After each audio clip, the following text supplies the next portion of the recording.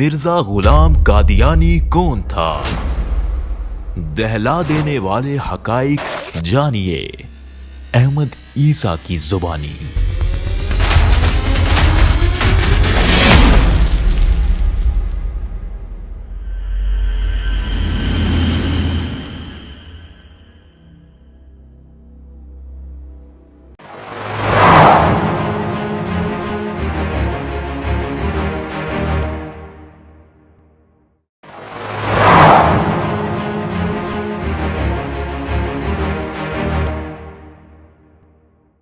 ہم بات کر رہے ہیں مرزا غلام قادیانی پر۔ مرزا غلام قادیانی سچا تھا یا پھر کذاب؟ اسی قرآن سے مختلف پہلوں سے آپ کے اوپر یہ بات بالکل کھول کر واضح کر دی گئی کہ مرزا غلام قادیانی نہ صرف کذاب تھا بلکہ رب العالمین کے سب سے بڑے دشمنوں میں سے ایک دشمن تھا اور سب سے بڑا مجرم تھا۔ مرزا غلام قادیانی اور اس کے قائم کردہ کلٹ جو کہ جماعت احمدیہ کے نام سے جانا جاتا ہے، جو دنیا کا غلیظ ترین گٹر ہے،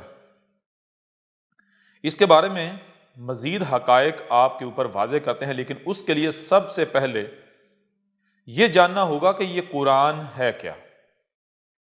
جب آپ یہ جان لیں گے کہ یہ قرآن کیا ہے، اس قرآن میں کیا ہے، تو پھر آپ بہت ہی آسانی سے مرزا غلام قادیانی اور اس کے قائم کردہ گھٹر کی حقیقت کو سمجھ سکیں گے۔ تو اب آئیں سب سے پہلے اس قرآن کی طرف کہ قرآن کیا ہے۔ مثال کے طور پر آپ ایسا کریں، سورہ الزمر کھول لیں، 39 نمبر یعنی 39 نمبر سورت ہے، اور اس کی آیت کا نمبر ہے 23 اور دین قادیان یعنی احمدیت نامی گٹر کے نزدیک اس آیت کا نمبر ہے 24۔ اس آیت میں کہا گیا اللہ نزل احسن الحدیث کتابا متشابہا مثانی۔ سب سے پہلی بات، اللہ ہے، نزلہ کیا اتارا تھا اللہ نے؟ احسن الحدیث، اللہ نے جو اتارا تھا وہ کیا تھا؟ اللہ نے احسن الحدیث اتاری تھی۔ اب سب سے پہلی بات یہ ہے کہ احسن الحدیث کیا ہے؟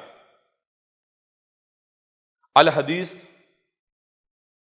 یہ حدیث کے شروع میں الف لام لگا ہوا ہے اور حدیث بنا ہے حدث سے۔ حدث کسے کہتے ہیں؟ مثال کے طور پر اگر کوئی بھی پتا ہلتا ہے تو یہ کیا ہے؟ حدث۔ آپ کھاتے ہیں، یہ حدث ہے۔ آپ پیتے ہیں، یہ حدث ہے۔ یعنی ایک آسان مثال آپ کے سامنے رکھتے ہیں، حدث کہتے ہیں فریم کو، جیسے ایک ویڈیو ہے، آپ اس ویڈیو کو فریم میں کنورٹ کریں تو جو چھوٹے سے چھوٹا جو ایکشن ہوتا ہے، شاٹ ہوتا ہے، اس کو کہتے ہیں حدث، فریم کو۔ جب ایک سے زائد فریم جوڑے جاتے ہیں تو وہ کیا بنتی ہے؟ وہ ویڈیو بنتی ہے۔ تو حدث کسے کہتے ہیں؟ کوئی بھی جو ایکشن ہوتا ہے، فریم کو۔ اور حدث کے درمیان میں جب یہ آتی ہے تو یہ تسلسل کے استعمال ہوتی ہے۔ حدث کے درمیان جب یہ ڈالیں حدیث، تو حدیث کا معنی بن جاتا ہے کہ فریمز کا تسلسل کے ساتھ ہونا، یعنی ایکشنز کا تسلسل کے ساتھ ہونا۔ جیسے آپ کھا رہے ہیں تو آپ کا کھانا یہ کیا ہے؟ حدیث۔ پینا حدیث، چلنا حدیث، درخت ہل رہے ہیں حدیث، سمندر، یعنی یہ جو کچھ ہو رہا ہے تسلسل کے ساتھ، یہ کیا کہلاتا ہے؟ یہ کہلاتا ہے حدیث۔ اب آپ دیکھتے ہیں کہ جو ہو رہا ہے، یعنی کہ اس وقت بھی بہت کچھ ہو رہا ہے، تو یہ جو کچھ ہو رہا ہے یہ کیا ہے؟ حدیث ہو، یعنی حدیث کی جو سے ہے، جو سا ہے، اس کے اوپر پیش لگا دی جائے تو یہ بن جائے حدیث۔ و حدیث کا مطلب ہے کہ جو اس وقت جو کچھ بھی ہو رہا ہے، اور اگر ماضی میں جو کچھ ہوتا رہا اس کا اگر آپ ذکر کریں گے، اس کی بات کرنی ہے، تو وہ پھر حدیث کے جو سا ہے اس کے اوپر لگ جائے گی زبر، تو یوں بن جائے گا حدیثہ، جس کا مطلب ہوگا کہ پیچھے ماضی میں جو کچھ ہوتا آیا تسلسل کے ساتھ۔ اور اگر آپ نے بات کرنی ہے مستقبل کی، مستقبل میں جو ہوگا، تو اس کے لیے پھر جو حدیث کی جو سا ہے اس کے نیچے لگائی جائے گی زیر، جس کا مطلب بنے گا، یعنی حدیث کا مطلب بنے گا کہ آگے فیوچر میں جو ہوگا۔ اب یہاں کیا ہے؟ یہاں ہے الحدیث، حدیث جو کچھ بھی آگے فیوچر میں ہوگا، جو کچھ بھی، اور الحدیث الف لام لگتا ہے مخصوص کرنے کے لیے. جیسے مثال کے طور پر آپ کے سامنے بہت کچھ پڑا ہوا ہے تو آپ اس میں کچھ خاص کر دیتے ہیں، یہ یعنی جس کا آپ انتخاب کر دیتے ہیں، مخصوص کر دیتے ہیں. تو اس آیت میں یہ کہا گیا اللہ نزل احسن الحدیث، اللہ نے کیا اتارا تھا؟ جب اتارا تھا تب سے لے کر آگے، کب تک؟ یعنی الساعۃ کے قیام تک جو کچھ بھی ہونا تھا اس میں سے مخصوص اتارا ہے. یعنی اس کو آسان الفاظ میں اگر آپ کے سامنے رکھا جائے تو یہ بتایا جا رہا ہے کہ قرآن جو ہے یہ کیا ہے، قرآن میں کیا ہے؟ قرآن میں اس کے نزول سے لے کر الساعۃ کے قیام تک جو کچھ ہونا ہے، مخصوص جو خاص ایونٹ ہیں ان کا ذکر ہے. اللہ نزل احسن الحدیث. اب اس کو ایک اور پہلو سے آپ کے سامنے رکھتے ہیں. یہاں اس آیت میں یہ نہیں کہا گیا کہ اللہ نے قرآن اتارا، نہیں، بتایا کہ اللہ نزل، اللہ نے کیا اتارا تھا؟ اللہ نے جو اتارا تھا وہ احسن الحدیث تھی. احسن الحدیث، جو بھی احسن الحدیث ثابت ہو جائے وہ اللہ نے اتارا تھا. پھر اس کی پہچان کیا ہے؟ بتایا کتابن، وہ ایک ہی کتاب ہے. نمبر 2 متشابہن ہے. متشابہن کا مطلب کیا ہے؟ متشابہن شبہ سے، شبہ کسے کہتے ہیں؟ شبہ کہتے ہیں کہ جو سامنے ہے حقیقت اس کی 180 ڈگری نہ صرف الٹ ہے، اس کے برعکس ہے، بلکہ حقیقت جو ہے وہ چھپا دی گئی. جو آپ کو سامنے نظر آ رہا ہے، جو ظاہر وہ کچھ اور ہے، اس کی جو حقیقت ہے وہ اس کے بالکل برعکس ہے، اور وہ کیا ہے؟ وہ چھپا دی گئی، چھپی ہوئی ہے. تو بتایا جا رہا ہے اللہ نے جو اتارا تھا نمبر 1 وہ احسن الحدیث، یعنی جب اسے اتارا تب سے لے کر آگے فیوچر میں جو مخصوص جو خاص ایونٹس ہونے ہیں، واقعات ہونے ہیں، ان کا ذکر اتارا ہے، وہ چیز اتاری ہے. نمبر 2 اس کی پہچان کیا ہے؟ کہ وہ احسن ہے، اس سے حسن کوئی نہیں ہے.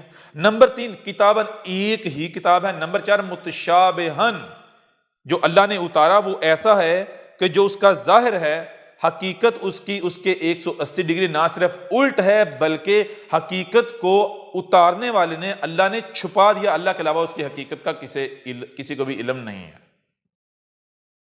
پھر آگے مثانی، اس کا معاملہ کیا ہے؟ مثانی ہے. مثانی مطلب اس میں ربط ہے، تسلسل ہے. جیسے 1 کے بعد 2، 2 کے بعد 3، 3 کے بعد 4، 4 کے بعد 5، 5 کے بعد 6، 6 کے بعد 7، 7 کے بعد 8، اس طرح یعنی ربط ہے اس میں.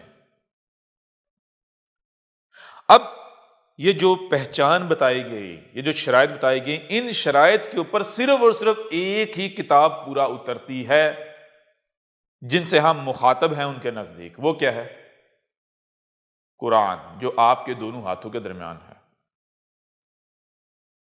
مثال کے طور پر اگر کسی بھی پوچھا جائے کہ یہ کتاب کس نے اتاری، تو تمام کے تمام فرقے جو ہیں خود کو مسلمان کہلوانے والے، تمام کے تمام فرقے، ان سب کا اس بات پر اتفاق ہے کہ یہ کتاب جو کہ قرآن ہے یہ اللہ رب العزت کی، اللہ سبحانہ تعالیٰ کی، رب العالمین کی اتاری ہوئی ہے.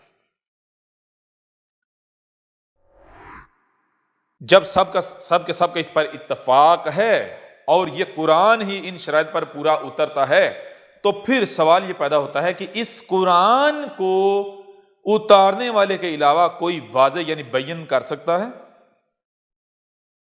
سوال ہی پیدا نہیں ہوتا. کیونکہ یہ بتا دیا ہے کہ جو اللہ نے اتارا وہ کیا تھا؟ وہ متشابہن بھی ہے.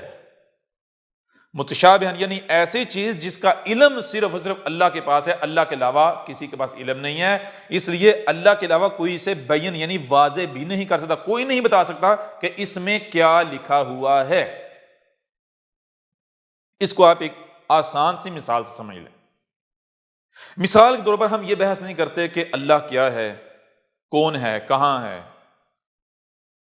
کسی کے بارے میں بھی جاننا ہے تو آپ اس کے کسی کام کو سامنے رکھو گے تو آپ کو پتہ چل جائے گا اس کا بھائی ذوق کیا ہے، اس کا شوق کیا ہے، وہ کیسا ہوگا، اس کی سوچ کیا ہے، اس کی فکر کیا ہے، اس کا نظریہ کیا ہے. اس کے بارے میں سارا علم جو ہے وہ آپ جان لیں گے. بے شک شخصیت یا جو اس کا نقشہ ہے وہ آپ کے سامنے نہ آئے. تو ایسے ہی اللہ کیا ہے، کون ہے، اس پہ ہم بات نہیں کرتے، اس پر بحث نہیں کرتے. ہم ایسا کرتے ہیں کہ جو رب العالمین ہے اس کی کسی تخلیق کو سامنے رکھتے ہیں، ایسی تخلیق کہ جس پر کسی کا بھی اختلاف نہ ہو، کوئی یہ کلیم نہ کر سکے کہ بھائی یہ اس کی تخلیق نہیں ہے. ایسی تخلیق کو سامنے رکھتے ہیں، پھر جانتے ہیں اس کے بارے میں، اس کے بعد پھر آگے بڑھتے ہیں. تو ہم کسی درخت کی، کسی جانور کی مثال نہیں لیتے، اس کو سامنے رکھتے. ہم ایسا کرتے ہیں کہ یہ زمین جو پلانٹ ہے جس پر آپ رہ رہے ہیں، ہم اس کی مثال لیتے ہیں. کیا اس کے بارے میں دنیا کا کوئی انسان یہ کلیم کر سکتا ہے، دعویٰ کر سکتا ہے کہ بھائی اس کا خالق میں ہوں، یا اس کی تخلیق کے وقت میں موجود تھا؟ تو اس کا جواب بالکل واضح ہے کہ دنیا کا کوئی بھی انسان یہ دعویٰ، یہ کلیم نہیں کر سکتا، وہ کسی بھی مذہب کا ماننے والا ہو. ہر کوئی یہی کہے گا کہ یہ کس کا کام ہے؟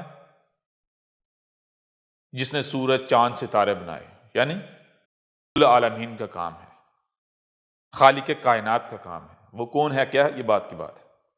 اب آپ ایسا کریں، زمین کو سامنے رکھیں تو آپ کو کیا نظر آئے گا؟ آپ کو نظر آئے گا زمین بظاہر چپٹی ہے، یعنی فلیٹ ہے. نہ صرف چپٹی اور فلیٹ ہے بلکہ سٹیٹک ہے، ٹھہری ہوئی، ساکت.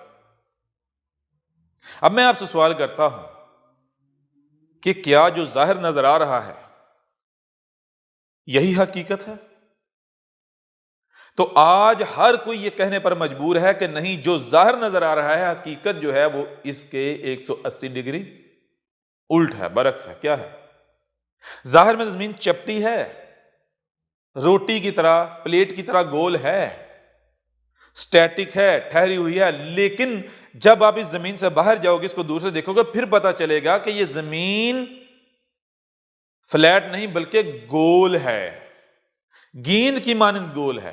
یہ زمین سٹیٹک نہیں بلکہ ملٹی ڈائریکشن میں سفر کر رہی ہے. یوں اس سے آپ کے اوپر ایک قانون واضح ہو جاتا ہے. وہ قانون کیا ہے؟ اگر اس کو تھوڑا سا اور آگے بڑھا لیں، ظاہر میں نظر آتا ہے کہ سورج زمین کے گرد حرکت کر رہا ہے، لیکن حقیقت کیا ہے؟ حقیقت یہ ہے کہ زمین اپنے ہی محور پر گھومتی ہے، جس کی وجہ سے ایسا نظر آتا ہے گویا کہ سورج زمین کے گرد حرکت کر رہا ہے. یعنی جو ظاہر نظر آ رہا ہے حقیقت اس کے 180 ڈگری الٹ ہے، برعکس ہے. اب یہ بھی نہیں ہے کہ جو ظاہر ہے یہ غلط ہے، ظاہر بھی ٹھیک ہے، ظاہر بھی اپنا وجود رکھتا ہے، لیکن اس کے ساتھ ساتھ جو باطن ہے وہ بھی اپنا وجود رکھتا ہے. اگر آپ کہیں کہ زمین صرف گول ہے تو یہ بھی غلط ہے. کیوں؟ زمین فلیٹ ہونے کے ساتھ ساتھ گول ہے، گول ہونے کے ساتھ ساتھ فلیٹ ہے. ایک ہی وقت میں فلیٹ بھی ہے اور گول بھی ہے. زمین ایک ہی وقت میں ساکت بھی ہے، ٹھہری ہوئی بھی ہے، اور ملٹی ڈائریکشن میں انتہائی تیز رفتاری سے سفر بھی کر رہی ہے. ٹھیک ہے نا؟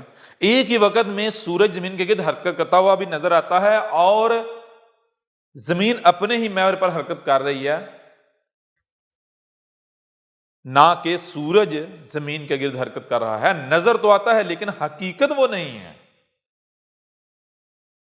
اس سے کیا بات سامنے آئی؟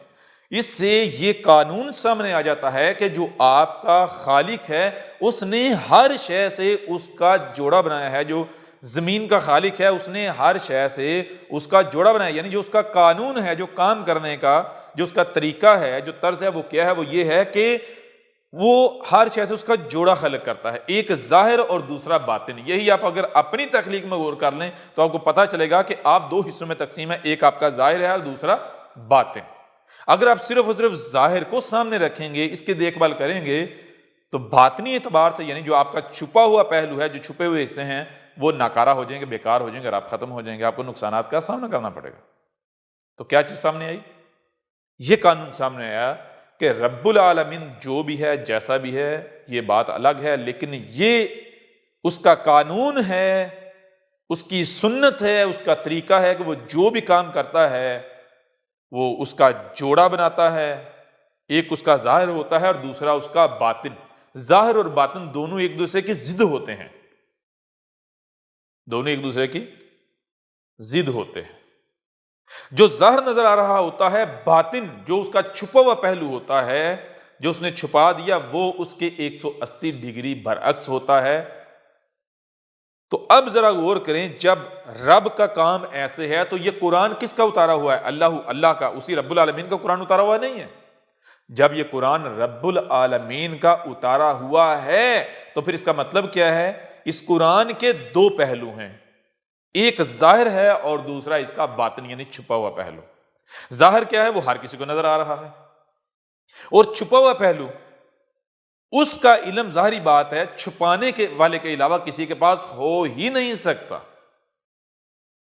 یوں اب آپ کے اوپر یہ بات بالکل کھل کر واضح ہو جائے گی کہ یہ قرآن کیا ہے۔ اس قرآن کے دو پہلو ہیں، ایک اس کا ظاہری پہلو ہے جو ظاہر آپ کو نظر آ رہا ہے، جو آپ اپنے سامنے قرآن رکھیں، اور ایک اس کا باطن ہے، چھپا ہوا پہلو۔ اب اگر آپ ظاہر کے پیچھے چلیں گے تو اس کا نتیجہ کیا نکلے گا؟ صرف ظاہر کے پیچھے چلیں گے اس کا نتیجہ یہ نکلے گا کہ گویا کہ آپ یہ کہیں کہ زمین چپٹی ہے، یعنی زمین کے بارے میں جو آپ ظاہر دیکھ رہے ہیں آپ وہ کہیں تو کیا آپ سچے ثابت ہوتے ہیں؟ بالکل نہیں۔ ہاں، تب تک آپ کو عزت کی نگاہ سے دیکھا جا سکتا ہے، تب تک کہ آپ کی بات کی ویلیو ہو سکتی ہے، جب تک کہ جو چھپا ہوا پہلو ہے وہ سامنے نہیں آ جاتا۔ جیسے ہی چھپا ہوا پہلو جو ہے وہ باطن وہ سامنے آئے گا تو جو لوگ آپ کی تعریفیں کر رہے تھے، آپ کو بڑا عقل مند سمجھ رہے تھے، وہی لوگ آپ کو جوتے ماریں گے، تاریخ آپ کو جھوٹا کذاب ثابت کر دے گی، فراڈیا ثابت کر دے گی۔ اب قرآن جو ہے یہ کیا ہے؟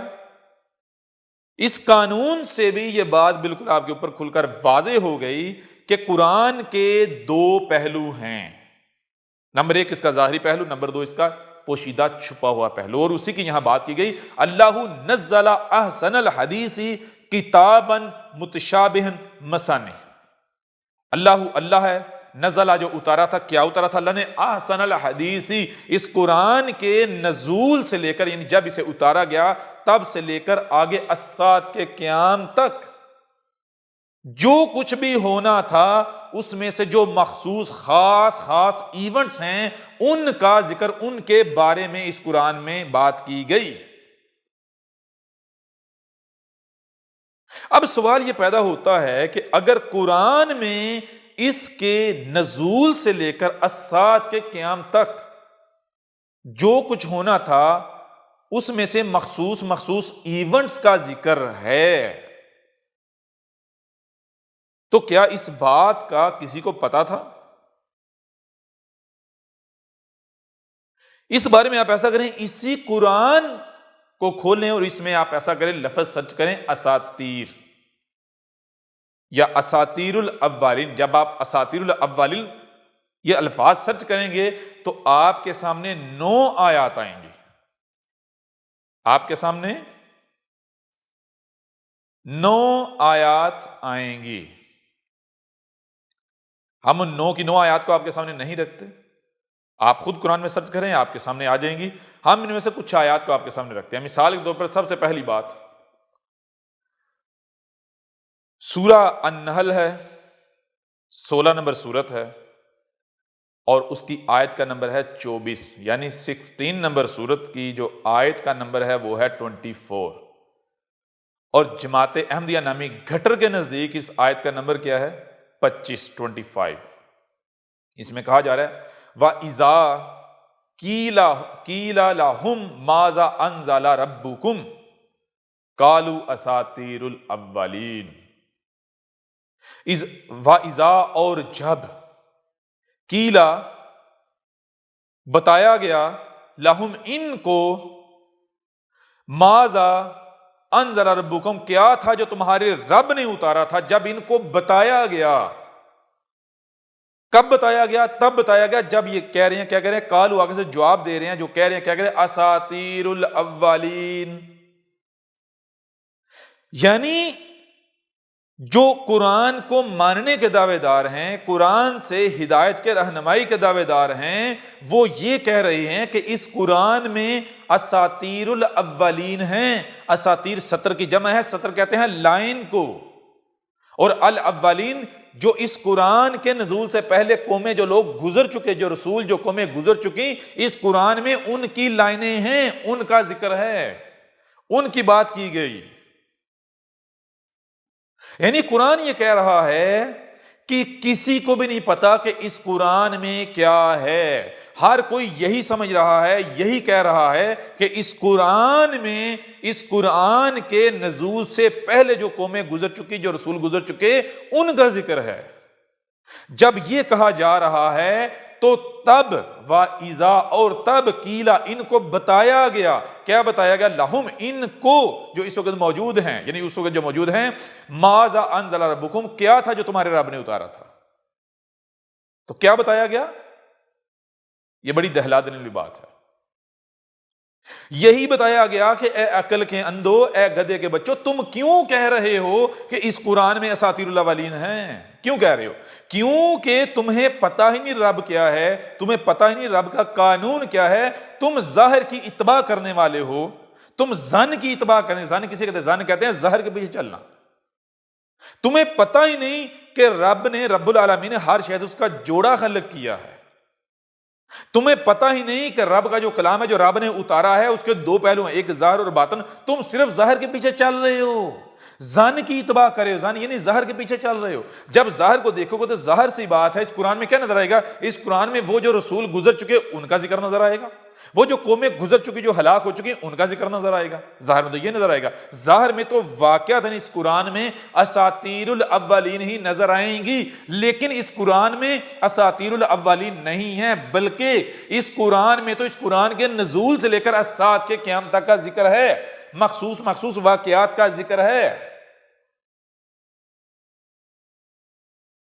اب میں آپ سے سوال کرتا ہوں، کیا آج سے پہلے، احمد عیسیٰ کے آنے سے پہلے، کیا آپ کو یہ پتا تھا، یہ علم تھا کہ اس قرآن میں اساطیر الاولین یعنی وہ جو قومیں، جو رسول، جو لوگ گزر چکے ان کا ذکر نہیں بلکہ آپ کا ذکر ہے؟ پتا تھا آپ کو؟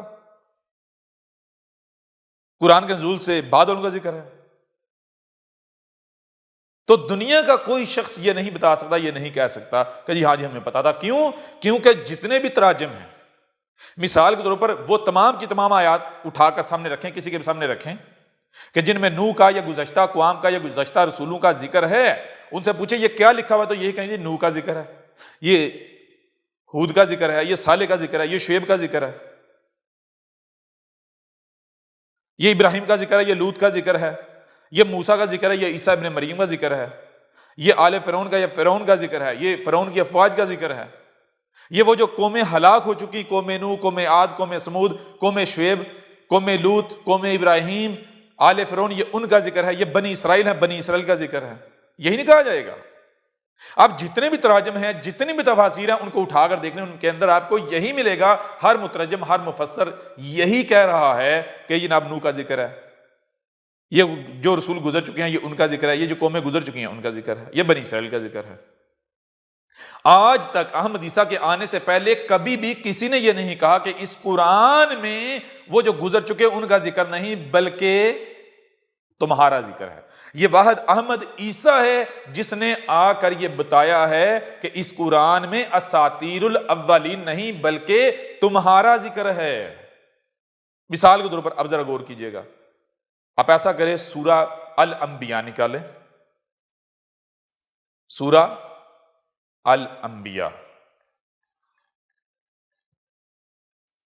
یہ سورت کا 21 اور اس کی آیت کا نمبر ہے 10. اس کی آیت کا نمبر ہے 10. لیکن جماعت احمدیہ نامی گٹر کے نزدیک اس آیت کا نمبر ہے 11. اس آیت میں کیا ہے؟ اس آیت میں ہے لَقَدْ أَنزَلْنَا إِلَيْكُمْ كِتَابًا فِيهِ ذِكْرُكُمْ أَفَلَا تَعْقِلُونَ. کیا کہا جا رہا ہے؟ کہا جا رہا ہے لَقَدْ، لا، ہم نے تم کو سننے والا، دیکھنے والا اور جو سنائی اور دکھائی دیتا ہے اسے سمجھنے والا خلق کیا ہے، لہٰذا جو سنائی دے رہا ہے، جو دکھائی دے رہا ہے اسے سمجھو. جب تم سمجھو گے، ان صلاحیتوں کا استعمال کرو گے تو تمہارے سامنے وہی آئے گا جو طے شدہ ہے. جیسے مثال کے طور پر 2 + 2 آپ کے سامنے لکھا ہوا ہے، آپ جب سمجھو گے تو نتیجہ کیا نکلے گا؟ 4 کے علاوہ کوئی اور نتیجہ آئے گا؟ نہیں. کیوں؟ کیونکہ 4 طے شدہ ہے، 4 طے شدہ ہے. تو جب بھی آپ رب کی دی ہوئی صلاحیتوں کا استعمال کریں گے تو رب کی دی ہوئی صلاحیتیں آپ کو کسی غلط نقطے، کسی غلط نتیجے پر نہیں پہنچائیں گی، بلکہ جو حقیقی نقطہ ہے، جو حق ہے، جو رب نے طے کر دیا ہے، وہیں پر لے کر جائیں گی. تو یہ کہا جائے لقد، ہم نے تمہیں سننے کے لیے کان دیے، دیکھنے کے لیے آنکھیں دی، جو سنائی اور دکھائی دیتا ہے اسے سمجھنے کی صلاحیت دی، لہٰذا سنو دیکھو اور سمجھو، جب تم سنو دیکھو اور سمجھو گے تم اسی نقطے پر، اسی نتیجے پر پہنچو گے جو کہ طے شدہ ہے۔ کیا ہے طے شدہ؟ انزلنا، کیا اتارا تھا ہم نے، الیکم، تمہاری طرف، کتابن، کیا ایک کتاب نہیں اتاری تھی؟ تو دنیا میں ہر مسلمان، خود کو مسلمان کہلوانے والا، یہ کہتا ہے کہ یہ قرآن جو ہے یہ وہ کتاب ہے جو اللہ نے اتاری تھی۔ تو یہ کہا جا رہا، کیا ہم نے تمہاری طرف ایک کتاب اتاری تھی؟ کتاباً، ایک کتاب اتاری تھی ہم نے تمہاری طرف؟ تو ہر مسلمان کہتا ہے ہاں اتاری تھی۔ اتاری تھی کون؟ یہ قرآن۔ تو کیا فیہ ذکرکم، اس میں تمہارا ذکر ہے۔ فیہ ذکرکم، اس میں تمہارا ذکر ہے۔ بڑی عجیب بات ہے، یہ آیت آج تک کسی کو نظر ہی نہ آئی۔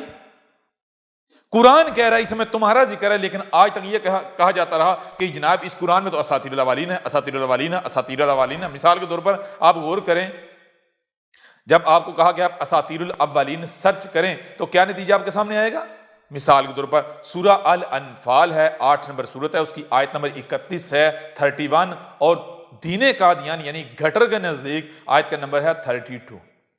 وَإِذَا تُتْلَى عَلَيْهِمْ آيَاتُنَا قَالُوا قَدْ سَمِعْنَا لَوْ نَشَاءُ لَقُلْنَا مِثْلَ هَذَا إِنْ هَذَا إِلَّا أَسَاطِيرُ الْأَوَّلِينَ۔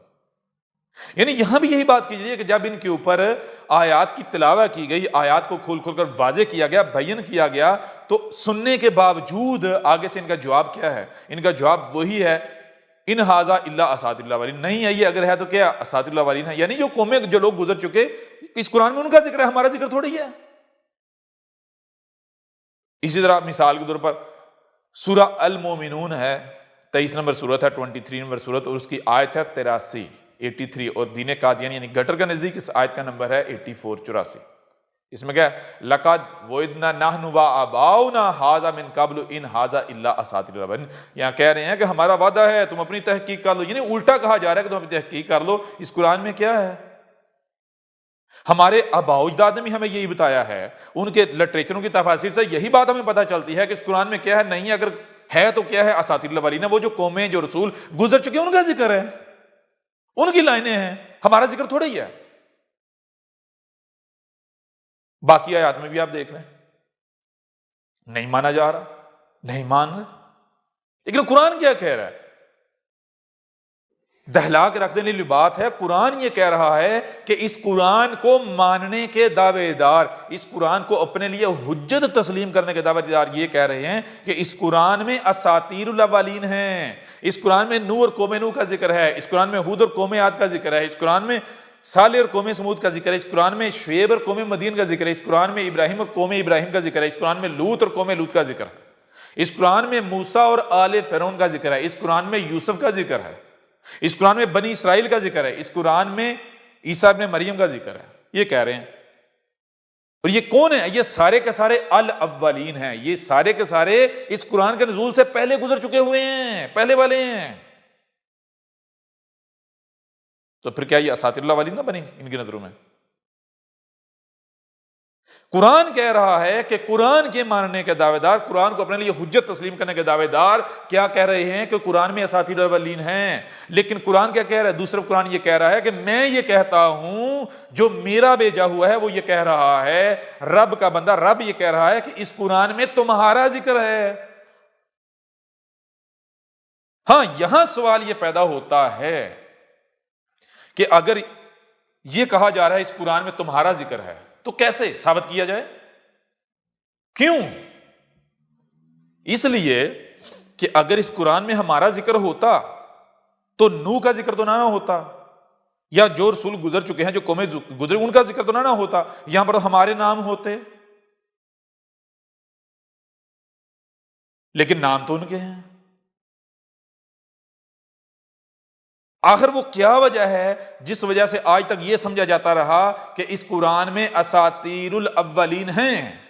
وہ وجہ یہی ہے کہ کسی کو نہیں پتا کہ رب کیا ہے، رب العالمین ہے کیا، اس کا کام کیا ہے، وہ کیسے کام کرتا ہے، اس کا قانون کیا ہے، اس کی سنت، اس کا طریقہ کیا ہے، کسی کو پتہ ہی نہیں۔ آج احمد عیسیٰ ہے جس نے آ کر یہ بات کھول کھول کر واضح کی ہے کہ رب کیا ہے، رب العالمین کیا ہے۔ وہ کام کیسے کرتا ہے، وہ اول نہیں ہے، وہ اس نے ہر شے سے اس کا جوڑا خلق کیا ہے، جوڑا بنایا ہے۔ اگر تم مانتے ہو یہ قرآن رب کا اتارا ہوا ہے تو پھر تمہیں یہ ماننا پڑے گا کہ اس قرآن کے دو پہلو ہیں، ایک ظاہر ہے اور دوسرا باطن یعنی چھپا ہوا، یہ متشابہن ہے۔ ظاہر کیا ہے؟ وہ تو نظر آ رہا ہے، نوح اور وہ قوم جو ہلاک کر دی گئی جن کی طرف ان کو بھیجا گیا، یعنی ظاہر میں وہ رسول جو گزر چکے ہیں، جو قومیں جو گزر چکی ہیں ان کا ذکر ہے، یہ تو ظاہر ہے۔ اب یہ کل حقیقت تو نہیں ہے۔ حقیقت کیا ہے؟ یہ اس وقت تک سامنے نہیں آئے گی، سمجھ نہیں آئے گی جب تک کہ جو اس کا چھپا ہوا پہلو ہے وہ سامنے نہیں آ جاتا۔ اور وہ کیسے سامنے آئے گا؟ وہ تو رب کے علاوہ کو سامنے لا ہی نہیں سکتا۔ کیوں؟ کیونکہ اتارا ہے رب نے، تو رب کے علاوہ کسی کو پتا اس نے کیا ظاہر کیا، کیا چھپایا؟ کیا چھپایا یہ تو رب کو پتا ہے نا، یہ تو اتارنے والے کو پتا ہے نا۔ اب رب کیسے بتائے گا؟ ظاہر سی بات ہے، اب تھوڑا سا بھی اگر آپ غور کریں آپ کے اوپر یہ بات بالکل کھل کر واضح ہو جائے گی کہ اگر ایک شے صرف اور صرف آپ کے پاس ہے، آپ کے علاوہ کسی دوسرے کے پاس نہیں، اب اگر کسی کو وہ شے چاہیے تو آپ کے علاوہ کسی دوسرے سے مل سکتی ہے؟ آپ کی طرف رخ کرنے کی بجائے اگر وہ کسی اور کی طرف رخ کرتا ہے تو وہاں سے اسے ملے گی؟ سوال ہی پیدا نہیں ہوتا۔ آخر وہ کیا وجہ ہے کہ آج تک کسی کو پتہ ہی نہیں چلا کہ اس قرآن میں کیا ہے، اس کا باطن کیا ہے؟ کیا وجہ؟ وہ وجہ یہی ہے کیونکہ اس کا علم صرف اور صرف اللہ کے پاس ہے، اتارنے والے کے پاس ہے۔ تو جب تک اللہ سے پوچھا نہیں جائے گا، اللہ کی طرف رخ نہیں کیا جائے گا، جب تک اللہ بتائے گا نہیں تو کیسے پتہ چلے گا؟ اب مزے کی بات کیا؟ مزے کی بات یہ ہے کہ دروازہ بند کر دیا گیا ہوا ہے کہ اللہ تو کلام ہی نہیں کرتا۔ اللہ نے تو کلام کرنے کا دروازے بند کر دیا۔ جب اللہ نے، آپ یہ کہو گے اللہ نے کلام کرنے کا دروازے بند کر دیا ہوا ہے، جب آپ نے اللہ کو گونگا بنا دیا ہے، رب العالمین کو گونگا بنا دیا ہے، تو پھر آپ کو کیسے پتا چلے گا کہ رب نے کیا چھپایا تھا؟ قرآن کیا ہے؟ متشابہن۔ اگر آپ اس قرآن کو رب کی اتاری ہوئی کتاب سمجھتے ہیں تو پھر اس قرآن میں کیا ہے یہ آپ دنیا کی کسی لغت سے نہیں سمجھ سکتے، دنیا کے کسی ترجمے تفسیر سے نہیں سمجھ سکتے۔ دنیا کا کوئی شخص، کوئی انسان آپ کو نہیں بتا سکتا کہ اس قرآن میں کیا ہے سوائے رب العالمین کے۔ یہی وہ وجہ ہے جس وجہ سے آپ ایسا کریں، سورہ القیامہ کھولیں، یہ 75 نمبر سورت ہے، یعنی 75 نمبر سورت ہے، اور اس کی آیت ہے 16، 17، 18، 19، 20 اور 21۔ اور دین قادیان یعنی گٹر کے نزدیک ایک نمبر آپ آگے کر لیں، یعنی 16 کے بجائے 17، 18، 19، 20، 21 اور 22۔ ان آیات میں کیا کہا گیا؟ ان آیات میں جو قرآن کو ماننے والے ہیں ان کو کہا جا رہا ہے، یعنی جو بھی اس قرآن کو سیکھنے یا سمجھنے کا دعوے دار ہے، اس قرآن کو پڑھنے کا دعوے دار، اسے کہا جا رہا ہے لا تحرک بہ لسانک لتجعل بہ۔ کہا جا رہا ہے کہ تجھے، اے جو قرآن کو سمجھنے کا دعوے دار ہے، جو قرآن کو پڑھ رہا ہے، تجھے اپنی زبان تک کو حرکت دینے کی ضرورت نہیں ہے، اپنی زبان تک کو حرکت نہ دے اس قرآن کو لے کر۔ پھر بھی اگر تو اس زبان کو حرکت دیتا ہے اس قرآن کو سامنے رکھ کر، اس قرآن کو پڑھنے، سیکھنے، سمجھنے کے نام پر، تو پھر تو کیا کر رہا ہے؟ تو اجلت کر رہا ہے۔ ٹھیک ہے نا؟ تو کیا کر رہا ہے؟ تو اجلت ہے، تو اجلت کر رہا ہے۔ اجلت کیا؟ تو دنیا پسند ہے، تو مشرک ہے، تو جلد باز ہے۔ ہم نے ہر شے سے اس کا جوڑا خلق کیا ہے، دنیا ہے تو آخرہ بھی ہے، تو دنیا پرست ہے، تو وہ چاہتا ہے جو جلد ملے، جو پہلے ہو۔ تو آخرت کا طلبگار نہیں ہے، بعد کا طلبگار نہیں ہے، تو ظاہر کا پجاری ہے۔ کیوں؟ کیونکہ اِنَّا عَلَيْنَا جَمْعَهُ وَقُرْآنَهُ، اس میں کچھ شک نہیں، یہ جو قرآن ہے اس کو ترتیب میں لے کر آنا کہ کس آیت کہ کون سی آیت آئے گی، اس کے بعد کون سی آیت آئے گی، اس کے بعد کون سی آئے گی، یہ ہمارے اوپر ہے یہ بتانا۔ وَقُرْآنَهُ، اور اس کا قرأ کرنا کہ یہ کیا لکھا ہوا ہے، ہمارے علاوہ یہ کوئی نہیں بتا سکتا۔ پھر آگے فَإِذَا قَرَأْنَاهُ فَاتَّبِعْ قُرْآنَهُ، پس جب ہم اس کو قرأ کریں، تو جس طرح ہم کرا کریں بالکل اسی طرح تو نے کرا کرنا ہے۔ تو رب کیسے کرا کرتا ہے؟ سب سے پہلے تو بتا دیا کہ یہ قرآن ہے کیا؟ جی یہ قرآن کیا ہے؟ قرآن کا مطلب ہے وہ علم جو کہیں سے پڑھا گیا ہے، وہ علم جو کہیں سے حاصل کیا گیا ہے۔ تو اگر تو نے یہ جاننا ہے کہ یہ جو لکھا ہوا ہے یہ علم کیا ہے تو تجھے وہیں سے پڑھنا پڑے گا جہاں سے پڑھ کے یہ یہاں لکھا گیا ہے۔ اور وہ کیا ہے؟ الکتاب۔ الکتاب کیا ہے؟ یہ کائنات۔ آج سے 14 صدی قبل محمد نے اس کائنات کو پڑھا۔ کیسے پڑھا؟ آج جیسے احمدی صاحب پڑھ رہا ہے۔ کائنات آج کسی کے اوپر واضح نہیں کرتی، ظاہر نہیں کرتی۔ کیوں؟ کائنات کا یہی تو رب ہے، یہی تو، یہ ایک ہی ذات ہے، ایک ہی وجود ہے یہ کائنات، اور کچھ ہے ہی نہیں۔ اس وقت تک یہ جو کائنات ہے، جو رب ہے، یہ اپنے راز، اپنا باطن آپ کے اوپر ظاہر نہیں کرے گا جب تک کہ آپ کائنات یعنی رب بن نہیں جاؤ گے، اس بار اپنے آپ کو اس کا وجود بنا نہیں دو گے۔ تو کہا جب ہم کرا کریں، ہم کیسے کرا کریں؟ وہی ہم تم میں تم ہی سے آتے ہیں دو ٹانگوں والے کی صورت میں، اور ہم تمہیں دکھاتے ہیں کہ ایسے کرا کیا جاتا ہے۔ سب سے پہلے کیا؟ اپنے آپ کو پیوریفائی کرو، تزکیہ اپنا کرو۔ حق کیا ہے؟ نیچر، ٹھیک ہے نا، مدر نیچر، سیتا میاں۔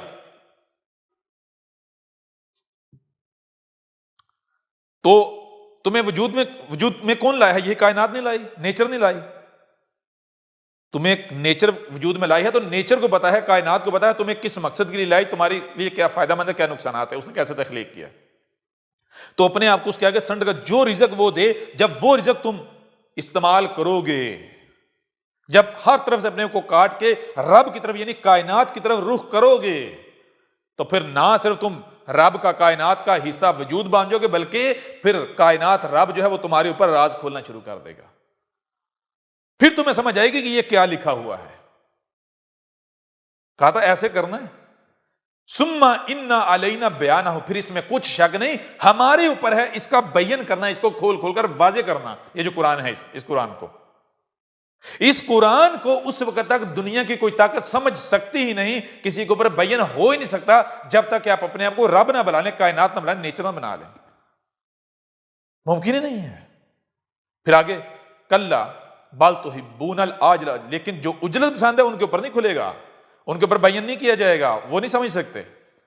وتذرون الآخرہ، اور آخرہ جو ہے اس کو پرے کیے دیتے ہیں۔ جو دنیا پرست ہیں، جو مشرک ہیں، جو اجلت پسند ہے، جو ظاہر پرست ہیں، جو ظاہر کے پیچھے دوڑنے والے ہیں، ان کے اوپر کبھی راز نہیں کھلیں گے، ان کے لیے یہ وعدہ نہیں ہے۔ بہرحال ان آیات میں یہ بات بتا دی کہ جو بھی قرآن کو سمجھنے کا دعوے دار، پہلی بات یہ ہے کہ قرآن کو تم کیوں سمجھنا چاہتے ہو؟ تو بڑی آسان سے بات، ہر کوئی کہتا ہے جس قرآن میں ہدایت ہے، ہم تو ہدایت کے لیے اس قرآن کو سمجھنا چاہتے ہیں۔ قرآن پڑھنا ہے، قرآن سمجھنا، یا ہدایت چاہیے؟ پہلے تو یہ فیصلہ کر لو۔ اگر ہدایت چاہیے تو پھر ہدایت کیسے ملے گی؟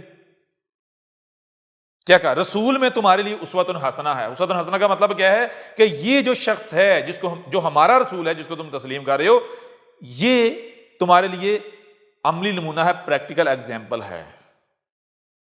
اس نے جو کام بھی کیا، جس طرح کیا، اس سے بہتر ہو ہی نہیں سکتا، تم نے ویسا ہی کرنا ہے۔ تو اگر آپ محمد کو اپنا رسول مانتے ہو، تسلیم کرتے ہو، کیا محمد نے اس طرح قرآن سمجھا تھا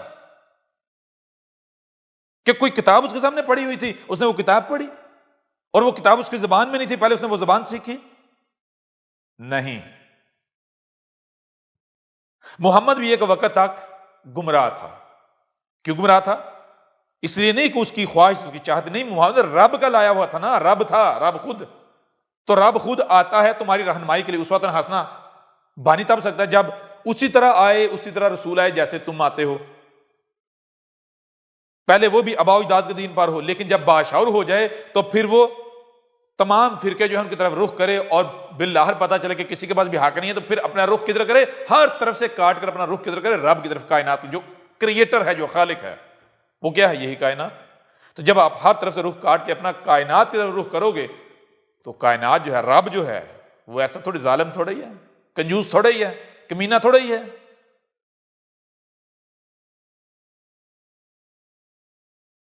تو محمد نے کائنات کو اسٹڈی کیا تھا، آسمان و زمین کو اسٹڈی کیا تھا. کیسے اسٹڈی کیا تھا؟ جیسے محمد نے کیا تھا، اس سے بہتر کوئی اور طریقہ ہے ہی نہیں، اس کے علاوہ کوئی اور طریقہ ہے ہی نہیں. رب کا پسندیدہ طریقہ.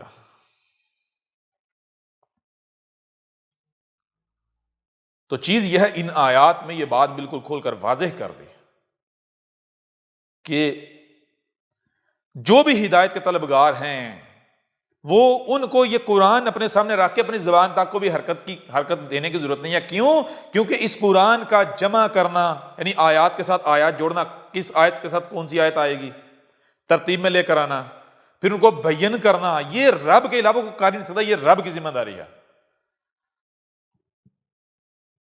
تم اپنا رخ رب کی طرف کرو. جب تم اپنا رخ رب کی طرف کرو گے تو پھر رب اس قرآن کو کرا نہ کرے تمہارے ہی جیسے دو ٹانگوں والے کی صورت میں، تمہاری ہی زبان میں تمہارے اوپر حقائق یہ قرآن کھول کھول کر واضح نہ کرے، یہ ہو ہی نہیں سکتا.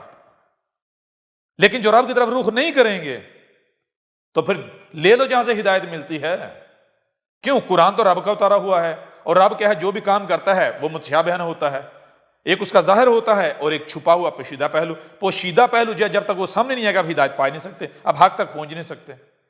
تو جو پوشیدہ پہلو جس کا علم اللہ کے علاوہ، رب العالمین کے علاوہ کسی کے پاس ہے ہی نہیں، اب اگر وہ آپ لینے کسی اور کی طرف جاؤ گے تو ملے گا کہیں سے؟ سوال پیدا نہیں ہوتا. گمراہی کے علاوہ آپ کو ملے گا ہی نہیں. یہی آج تک ہوتا چلا آیا کہ جب تم لوگوں نے کیا کیا، جب ہدایت کا دروازہ بند کر دیا، یہ کہنا شروع کر دیا کہ رب نے، اللہ نے کلام کا دروازہ بند کر دیا. جب تم نے وہ دروازہ بند کر دیا تو جو بات اللہ کے علاوہ کوئی بتا ہی نہیں سکتا، جو علم رب العالمین کے پاس ہے وہ علم تمہارے پاس آئے گا نہیں. وہ چھپا ہوا پہلو قرآن کا نہیں. تو تم کیا دیکھو گے؟ تم تو دیکھو گے ظاہر، جو قرآن میں ظاہر لکھا ہوا ہے. تو پھر تمہیں کیا نظر آئے گا؟ تمہیں اس قرآن میں تمہارا ذکر نظر نہیں آئے گا، بلکہ اس قرآن میں اساطیر الاولین نظر آئیں گی. یعنی اس قرآن میں وہ جو قومیں، جو رسول گزر چکے، ان کا ذکر نظر آئے گا، ان کی لائنیں نظر آئیں گی. اب تمہیں سمجھ آئے گی اس قرآن میں کیا ہے. اس قرآن میں اساطیر الاولین نہیں ہے، وہ جو گزر چکے ان کا ذکر نہیں ہے، بلکہ اس قرآن میں کیا ہے، اس قرآن میں تمہارا ذکر ہے. یہ کہا سورہ الانبیاء میں آیت نمبر 10 میں. اور جو دین قادیان ہے، گٹر ہے، اس کا نزدیک آیت کا نمبر 11. کھولو سورت اپنے سامنے رکھو، کیا کہا ہے سورہ الانبیاء میں. دنیا کی کوئی طاقت اس بات کو غلط ثابت کر سکتی ہے، رد کر سکتی ہے؟ لَقَدْ أَنزَلْنَا إِلَيْكُمْ كِتَابًا فِيهِ ذِكْرُكُمْ أَفَلَا تَعْقِلُونَ. اب سوال یہ پتا تھا، غور کریں، یہیں سے آپ کے اوپر ہی بہت ساری باتیں واضح ہو جائیں گی. لَقَدْ أَنزَلْنَا إِلَيْكُمْ كِتَابًا فِيهِ ذِكْرُكُمْ. آج سے پہلے کیا کبھی کسی نے آپ کو آ کر یہ بات کہی کہ ذرا غور کرو، بتاؤ کیا تمہاری طرف ایک کتاب اتاری گئی تھی؟ اللہ نے تمہاری طرف کوئی کتاب اتاری تھی؟ اور وہ کتاب کون سی ہے؟ ہر ایک اتفاق ہے یہ قرآن. تو اس قرآن میں کیا ہے؟ فیہ ذکرکم، اس میں تمہارا ذکر ہے. یہ کس نے اگر کہا ہے؟ یہ واحد احمد عیسیٰ ہے. احمد عیسیٰ کے علاوہ آج تک کسی نے یہ نہیں بتایا. کیوں؟ حالانکہ قرآن میں آیت موجود ہے، آیت موجود ہے، اس کے باوجود بھی کوئی یہ نہیں کہہ پایا. کیوں نہیں کہہ پایا؟ کیونکہ اگر کوئی بھی یہ کہتا کہ اس قرآن میں تمہارا ذکر ہے تو اسے ثابت کرنا پڑنا تھا. وہ کیسے ثابت کرتا؟ اسے پتہ ہی نہیں تھا کس طرح تمہارا ذکر ہے. کیسے ثابت کرتا؟ کیوں؟ ظاہر میں تو نوح کا ذکر ہے، ہود کا ذکر ہے، یعنی جو رسول گزر چکے ہیں، جو قومیں گزر چکی ہیں، ان کا ذکر ظاہر میں. تو وہ کیسے ثابت کرتا بھائی تمہارا ذکر ہے؟ یوں آج تک اس آیت کو ایوائڈ کیا گیا، نظر انداز کیا گیا. کیوں نظر انداز کیا گیا؟ کیوں؟ ظاہر بات ہے ان کا ذکر ہی نہیں ہے. جب آپ خود سے قرآن کو بیان کرنے کے دعوے کرو گے، یہی اس قرآن میں لکھا ہوا ہے کہ تم گمراہ کیوں ہوتے ہو. گمراہ اس وجہ سے ہوتے جب تم یہ کہتے ہو کہ نحن اغنیاء واللہ فقیر، ہم کیا ہیں؟ ہم غنی ہیں اور اللہ فقیر ہے. اللہ ایسے ہی آوازیں لگا رہا ہے، ہدایت لے لو، ہدایت لے لو، ہدایت لے لو، میرے علاوہ کسی کے پاس ہدایت نہیں ہے. وہ ہم غنی ہیں، ہدایت ہم ایک دوسرے کی خود کر سکتے ہیں. ہمارے پاس ملاٹے ہیں، مترجم ہیں، مفسر ہیں، محدث ہیں. ہمیں اللہ کی ضرورت نہیں ہے ہدایت کے لیے، اس قرآن کو بیان کرنے کے لیے ہمیں اللہ کی ضرورت نہیں ہے. اللہ تو ایسے ہی آوازیں لگاتا پھر رہے، ہم یہ کام خود کر سکتے ہیں. تو پھر ٹھیک ہے، کر کے دیکھ لو. جب خود کرو گے تو پھر پھنسو گے نہیں، پھر آؤ ذرا ثابت کرو کیسے اس قرآن میں تمہارا ذکر ہے، آج تک بتا پایا نہیں؟ تو اس آیت کو ایسا نظر انداز کیا گیا جیسے کہ یہ آیت قرآن میں ہے ہی نہیں، حالانکہ اس قرآن کو جو پڑھ رہا ہے یہ قرآن کی آیت اسے کہہ رہی ہے لَقَدْ أَنزَلْنَا إِلَيْكُمْ كِتَابًا فِيهِ ذِكْرُكُمْ۔ ذرا تحقیق کرو، غور کرو، ہم نے تمہیں سننے کے لیے کان، دیکھنے کے لیے آنکھیں، جو سنائی اور دکھائی دیتا ہے اسے سمجھنے کی صلاحیت دی، یہ صلاحیتیں دی، ذرا ان صلاحیتوں کا استعمال کرو، تم کس نتیجے پر پہنچو گے؟ کیا اس نتیجے پر نہیں پہنچو گے کہ تمہاری طرف ہم نے ایک کتاب اتاری تھی؟ ہاں بالکل اتاری تھی، کیا قرآن؟ تو اس میں کیا، اس میں تمہارا ذکر ہے، افلا تعقلون، کیا پس تم عقل نہیں پکڑ رہے؟ تمہیں سمجھ نہیں آ رہی؟ کب؟ جب یہ بتایا جا رہا ہے، اس کے باوجود کہ کھول کھول کر بتایا جا رہا ہے، اس لیے اس کے باوجود بھی گدھے کے بچوں کو عقل آ ہی نہیں رہی، نہیں سمجھ رہے، سمجھنا ہی نہیں چاہتے، پھر دوسری سمجھ آئے گی۔ پھر دوسری بات آگے کیا کہا گیا، اور مختلف پہلو سے آپ کے سامنے رکھتے ہیں اس قرآن میں کیا ہے۔ مثال کے طور پر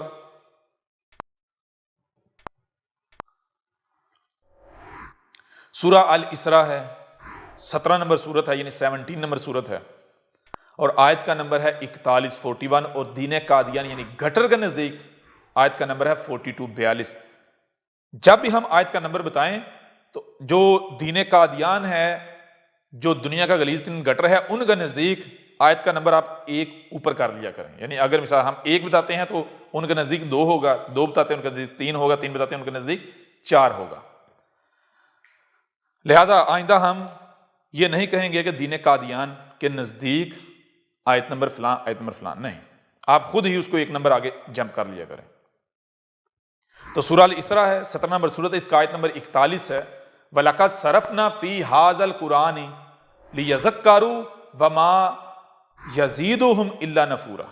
اس آیت میں کہا جا رہا ہے وَلَقَدْ، وہی بات، اور یعنی ایک بات اس قرآن کے بارے میں، اس قرآن کے بارے میں ایک بات تو وہ ہے، ایک عقیدہ نظریہ تو وہ ہے جو نسل در نسل چلا آ رہا ہے، تم سن رہے ہو، کیا کہ اس قرآن میں وہ جو قومیں گزر چکی، جو رسول گزر چکے، ان کا ذکر ہے۔ اللہ نے جناب نبوت کا دروازہ بند کر دیا، یعنی اس قرآن کے بارے میں ایک وہ عقیدہ نظریہ ہے، وہ عقائد و نظریات ہیں ایک طرح کے جو تم سن رہے ہو، تمہیں تمہارے آباء و اجداد سے ملے، ملاٹے تمہاری رہنمائی کے دعوے داروں کی کتابوں سے ملے، ان کے لٹریچر سے ملے۔ ایک کام اور کرو، اور کیا کرو، لقد، لا، کیا ہم نے تمہیں صرف سننے والا تخلیق کیا ہے کہ جو سنو مان لو، صرف دیکھنے والا تخلیق کیا کہ جو دیکھے نظر آئے اسے مان لو؟ نہیں، ہم نے تمہیں صرف سننے اور دیکھنے والا تخلیق نہیں کیا۔ بات بڑوں کی نہیں ماننی، بات آباء و اجداد کی نہیں ماننی، بات کتابوں کی نہیں ماننی، بات کس کی ماننی ہے؟ رب کی۔ تو کیا دنیا میں صرف رب کی آواز ایگزسٹ کر رہی ہے، رب کی بات ایگزسٹ کر رہی ہے، یا پھر رب کے دشمنوں کی جو شریک ہے ان کی آوازیں، ان کی باتیں بھی ایگزسٹ کر رہی ہیں؟ تو دنیا، تم یہ بتاؤ، دنیا میں کوئی بھی رب کا شریک یہ آ کر کہے گا تمہیں جی میں شریک ہوں، میں رب کا شریک ہوں، میں رب کا دشمن ہوں، یہ آ کر کہے گا؟ کوئی آ کر کہے گا کہ میں رب کے مقابلے پر مشرک ہوں، اس کا دشمن ہوں؟ یہ کہے گا؟ جو بھی بات کرے گا وہ یہی کہے گا کہ میں حق ہوں، میں سچ بول رہا ہوں، یعنی یہ رب کی بات ہے۔ اب ایسا تو ممکن نہیں ہے، لہٰذا کون سی رب کی بات ہے، کیا حق ہے اور کیا جھوٹ ہے، کیا سچ ہے اور کیا جھوٹ ہے، اس میں فرق کرنے کے لیے ہم نے تمہیں عقل دی ہے، یہ جو اوپر کھوپڑ رکھا ہے، اس کے اندر جو ہم نے رکھا ہے نا، وہ ایک ایسی شے رکھی ہے کہ جو تمہارے اوپر یہ واضح کر سکتی ہے کہ کون سی بات رب کی ہے اور کون سی رب کی بات نہیں ہے۔ کیوں؟ رب کوئی اللاجیکل بات کر ہی نہیں سکتا، ٹھیک ہے نا، بے وزن بات کر ہی نہیں سکتا۔ لہٰذا اس قرآن کے بارے میں ایک طرح کے عقائد و نظریات تو وہ ہیں جو تمہیں تمہارے آباء و اجداد، تمہارے گروہ، تمہارے فرقے، تمہاری جماعت سے، تمہارے بڑوں سے، تمہارے جو بڑوں کا لٹریچر ہے ان میں سے تمہیں ملتے ہیں، تمہیں سنائی اور دکھائی دیتے ہیں۔ اب ایک کام اور کرو، ان صلاحیتوں کا استعمال کرو، سمجھو۔ جب تم سمجھو گے تمہارے سامنے کیا آئے گا؟ قد وہی آئے گا جو کہ طے شدہ، جو رب نے طے کیا ہے۔ کیا تمہارے سامنے آئے گا؟ صرفنا فی ھذا القرآن، اس القرآن میں، یہ جو تمہارے دونوں ہاتھوں کے درمیان ہے، اس القرآن میں ہم نے کیا کیا؟ ہر پہلو سے پھیر پھیر کر تمہارے سامنے لے آئے۔ کیا سامنے لے آئے؟ لیذکروا، تمہیں یاد دلا رہے ہیں، تمہیں یاد دلانے کے لیے۔ کیا یاد دلانے کے لیے؟ کہ یہ تمہارا ذکر ہے، یہ تمہارا ذکر ہے، یہ تمہارا ذکر ہے، یہ تمہارا ذکر ہے۔ چلو ایک اور پہلو سے آپ کے سامنے رکھتے ہیں۔ سورہ الاسراء کی آیت، یہ سورہ الاسراء 17 نمبر سورۃ، اس کی آیت نمبر 89 یعنی 99، اس میں کیا وَلَقَدْ صَرَفْنَا لِلنَّاسِ فِي هَذَا الْقُرْآنِ مِنْ كُلِّ مَثَلٍ فَأَبَىٰ أَكْثَرُ النَّاسِ إِلَّا كُفُورًا۔ اس آیت میں کہا جا رہا ہے وہی بات، واہ ایک طرف تو تمہارے وہی قرآن کے بارے میں تمہارے آباء و اجداد کے عقائد و نظریات جو تم سنتے دیکھتے چلے آ رہے ہو، دوسری چیز کیا ہے اور کیا ہے، ہم نے تمہیں سننے دیکھنے اور سمجھنے تخلیق کیا، ان صلاحیتوں کا استعمال کرو، تمہارے سامنے وہی آئے گا جو طے شدہ۔ کیا سامنے آئے گا؟ صرفنا للناس فی ھذا القرآن من کل مثل، اس قرآن میں، یہ تمہارے دونوں ہاتھوں کے درمیان ہے، اس قرآن میں ہم نے وہ سب کا سب جو اس قرآن کے نزول سے لے کر الساعۃ کے قیام تک ہے، یہ جو تمہیں پیش آنا ہے، جو تمہاری زندگی کے مخصوص ایونٹس ہیں، وہ سب کا سب ہم نے مسئلوں سے اس قرآن میں تمہارے سامنے لا رکھا ہے، پھیر پھیر کر۔ جس مسئلے کا، جس پریشانی کا، جس معاملے کا تمہیں سامنا کرنا پڑے گا، جو ایونٹ تمہاری زندگی میں مخصوص ہے، اس کا ہم نے اس قرآن میں ذکر کیا ہے، وہ اس قرآن میں ہے۔ کیسے ہے؟ دو ٹوک ہم نے نہیں لکھا کہ یہ تمہارا ذکر ہے ایسے، یہ جو ایونٹ ہو رہا ہے اس کا یعنی کہ یہ حق ہے، سچ ہے، کہ ایسے دو ٹوک نہیں لکھا، مسئلوں سے لکھا ہے، من کل مثل۔ اور پھر صرفنا، صرف کسے کہتے ہیں؟ مثال کے طور پر آپ کوئی شے لے لیں، یہ ایک شے ہے، صرف کسے کہتے ہیں؟ صرف کا مطلب یہ ہے کہ یہ شے ہے، دیکھیں اس کی کتنے پہلو ہیں، نمبر ایک پہلو، دو پہلو، 3 4 5 6، یہ 6 پہلو اس کے ہو گئے ظاہر۔ اور اگر آپ اس طرف ہیں، آپ کے سامنے ایک پہلو ہے، باقی 5 چھپے ہوئے ہیں، لیکن یہ صرف 6 نہیں ہیں، ایک پہلو اور ہے، وہ کیا ہے؟ اس کا اندر باطن، 7واں پہلو۔ ہر شے کے 7 پہلو ہوتے ہیں، ہر شے کے 7 پہلو، 7، ٹھیک ہے؟ تو اس قرآن میں کیا کہا کہ اس قرآن سے کے نزول سے لے کر الساعۃ کے قیام تک جو مخصوص ایونٹس ہیں، جو خاص واقعات ہیں، جن کا تمہارے ساتھ بہت گہرا تعلق ہے، جو تمہیں رہنمائی چاہیے، ان سب کے سب کا ذکر کیا ہے۔ اور صرف ایک پہلو سے نہیں، ہر پہلو سے، قرآن میں ایک مقام پر ایک پہلو سے، دوسرے میں دوسرے پہلو سے، تیسرے مقام پر تیسرے پہلو سے، چوتھے مقام پر چوتھے، پانچویں پہلو سے، چھٹے مقام پر چھٹے پہلو سے، 7ویں مقام پر 7ویں پہلو سے۔ کیسے؟ دو ٹوک نہیں، مسئلوں سے اس قرآن میں تمہارا ذکر ہے، لیکن کیسے؟ وہ جو گزر چکے ان کا ذکر نہیں ہے، ان کی مسئلوں سے تمہارا ذکر ہے۔ یعنی جہاں تمہیں نوح کا ذکر نظر آ رہا ہے تو وہ نوح کا ذکر نہیں ہے، وہ تم میں آنے والے رسول کا ذکر ہے، ایک پہلو سے، نوح کی مسل سے۔ جہاں ہود کا تمہیں ذکر نظر آ رہا ہے، وہ ہود کا ذکر نہیں ہے، وہ تم میں آنے والا جو رسول ہے اس کا ذکر ہے، دوسرے پہلو سے۔ جہاں تمہیں صالح کا ذکر نظر آ رہا ہے، وہ صالح کا ذکر نہیں ہے، صالح تو گزر چکا، اس کی ہم کہانی سنانے کا تمہیں کیا مقصد کیا تھا؟ یہ اس کی مسل سے تم میں آنے والے رسول کا تیسرے پہلو سے ذکر ہے۔ جہاں شعیب کا ذکر نظر آتا ہے، وہ تم میں آنے والے رسول کا چوتھے پہلو سے ذکر ہے۔ جہاں تمہیں ابراہیم کا ذکر نظر آتا ہے، وہ تم میں آنے والے رسول کا 5ویں پہلو سے ذکر ہے۔ جہاں تمہیں موسیٰ کا ذکر نظر آتا ہے، وہ تم میں آنے والے رسول کا 6ٹھے پہلو سے ذکر ہے۔ جہاں تمہیں عیسیٰ ابن مریم کا ذکر نظر آتا ہے، وہ تم میں آنے والے رسول کا 7ویں پہلو سے ذکر ہے۔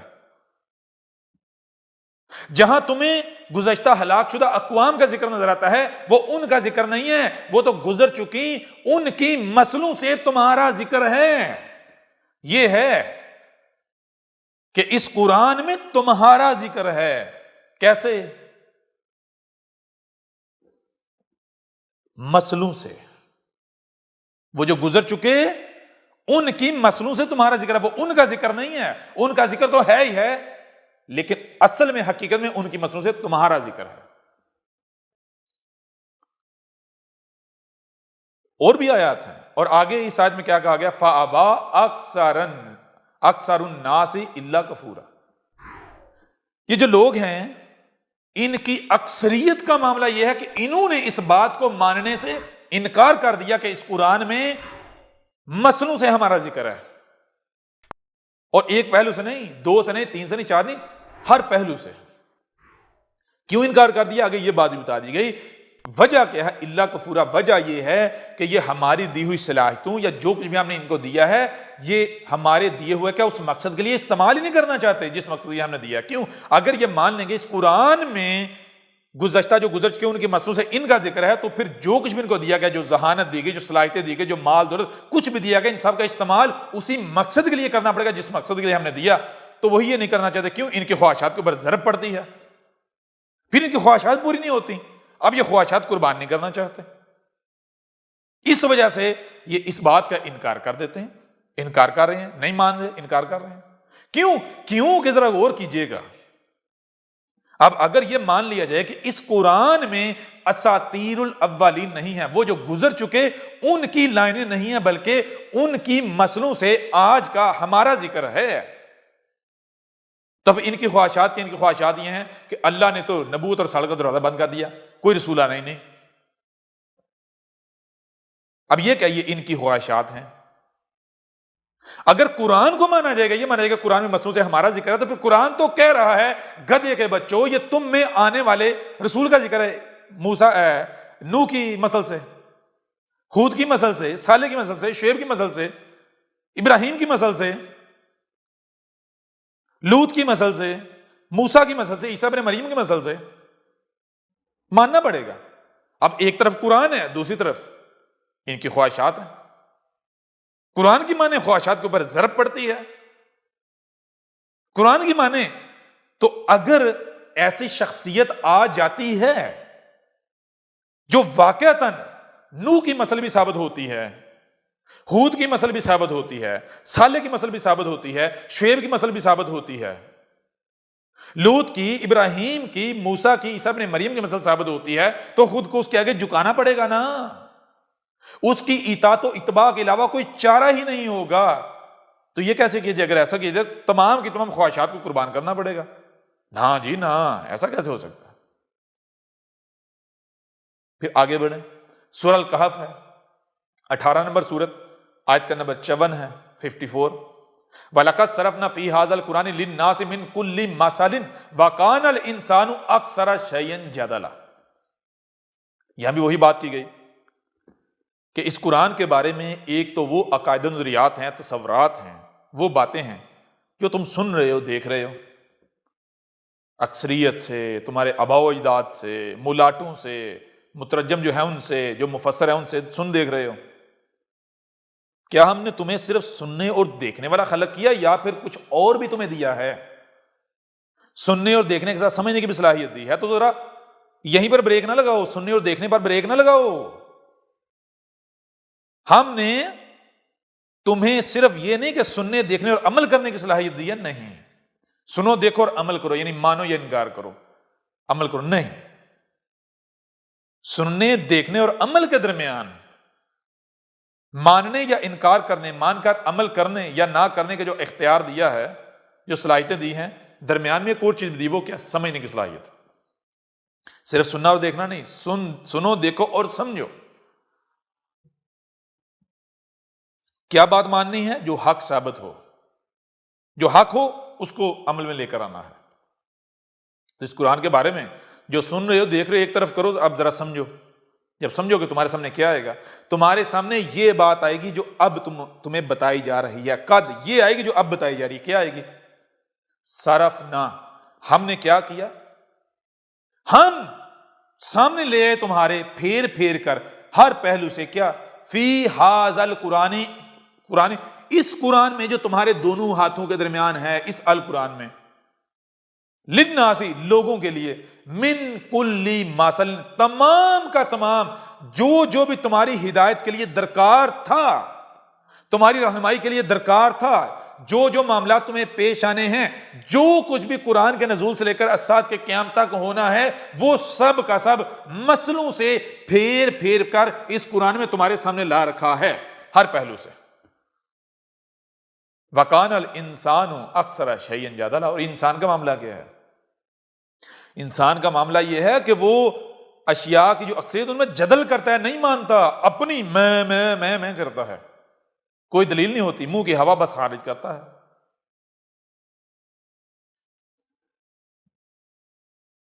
پھر صرف یہی نہیں، اب غور کیجئے گا اب قرآن کیا کہتا ہے۔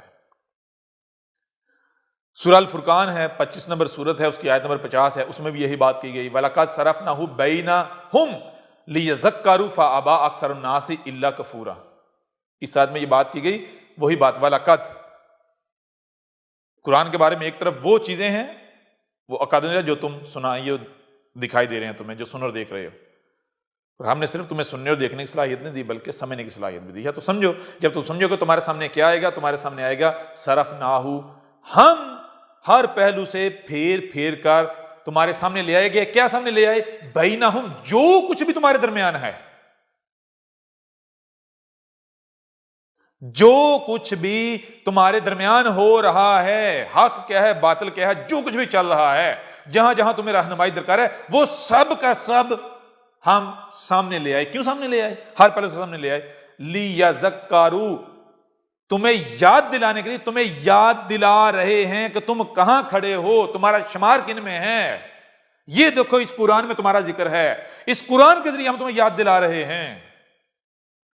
لیکن نتیجہ کیا ہے؟ فَأَبَىٰ، پس انکار کر دیا، انسانوں کی اکثریت، لوگوں کی اکثریت نے، اِلَّا کفورا، انکار کرنے کی وجہ کیا ہے؟ وہی کفورا، ناشکری، کہ جو صلاحیتیں دی گئی ان صلاحیتیں کو اس مقصد کے لیے استعمال نہیں کرنا، خواہشات کے اوپر ضرب پڑے گی،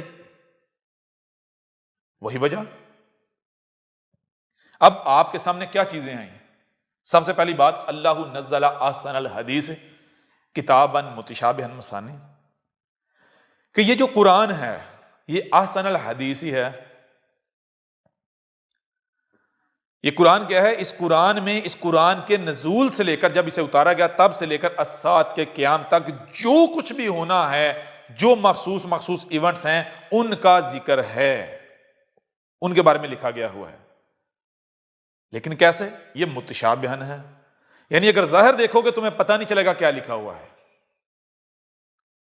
جب تک کہ جو چھپا ہوا پہلو ہے وہ سامنے نہیں آئے گا۔ کیوں؟ ہر شے سے اس کا جوڑا خلق کیا ہے، تو اس قرآن کا بھی اس سے جوڑا ہے، ایک اس کا ظاہر ہے، دوسرا باطن، کیونکہ رب العالمین کا جو بھی کام ہے اس کا ایک ظاہر ہے، ایک باطن، دو پہلو ہیں۔ تو اب آپ کے اوپر یہ بات واضح ہو کہ اس قرآن میں کیا ہے؟ اس قرآن میں تمہارا ذکر ہے، جو اس وقت دنیا میں لوگ موجود ہیں ان کا ذکر ہے، آپ کا ذکر ہے۔ کیسے؟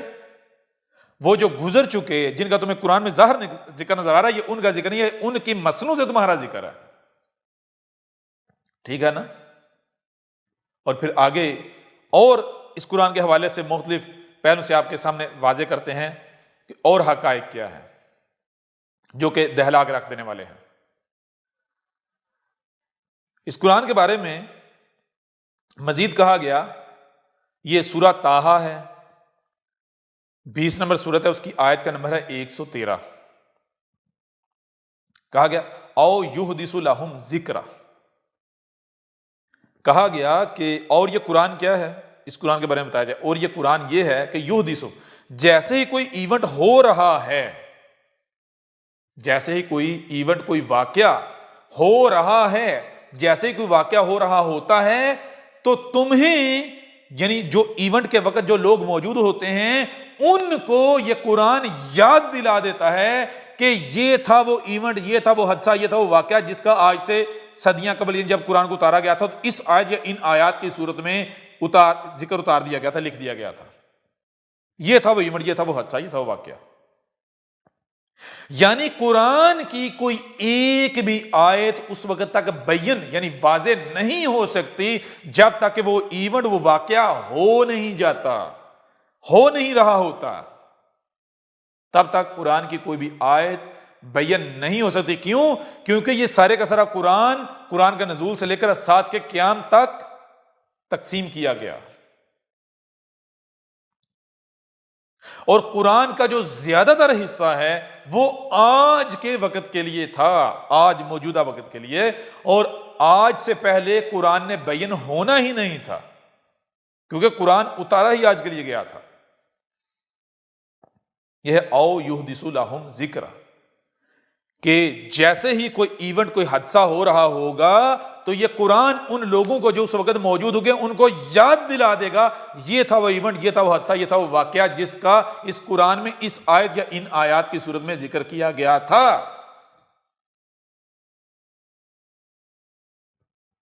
یہی بات ایک اور پہلو سے اس قرآن میں سامنے لا رکھی گئی۔ یہ سورہ الانعام ہے، 6 نمبر سورت ہے، اور آیت کا نمبر ہے 67 یعنی 67۔ لِكُلِّ نَبَأٍ مُسْتَقَرٌ وَسَوْفَ تَعْلَمُونَ۔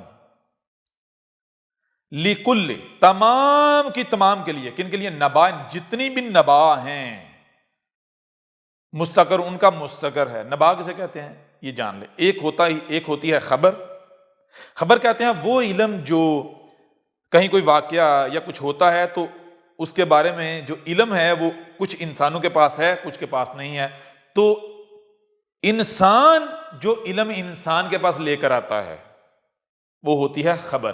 لیکن نبا کہتے ہیں وہ علم جو علم اللہ یعنی رب العالمین کے علاوہ کسی کے پاس نہیں ہے، اور وہ علم جب رب انسانوں کو دیتا ہے تو وہ نبا کہلاتی ہے۔ تو یہاں کہا جا رہا ہے لِكُلِّ نَبَأٍ مُسْتَقَرٌ، کہا جا رہا ہے کہ اس قرآن میں کیا ہے؟ اس قرآن میں نبا ہیں، اس قرآن میں تمام کی تمام نبا ہیں، یعنی اس قرآن میں تمام کا تمام وہ علم ہے جو علم رب العالمین کے علاوہ کسی کے پاس نہیں ہے۔ نہ صرف یہ بلکہ ایک اور بات بھی کہی گئی، مستقر۔ تو یہ جتنا بھی یہ علم ہے اس کا اپنا اپنا مستقر ہے، یعنی اس نے قرار پکڑا ہوا ہے، یہ ٹھہرا ہوا ہے۔ قرآن کے نازل ہونے سے لے کر الساعۃ کے قیامت تک کے دوران یہ وقت جو وقت ہے، اس وقت میں یہ جو علم ہے یہ سارا اس نے قرار پکڑا ہوا ہے جگہ جگہ۔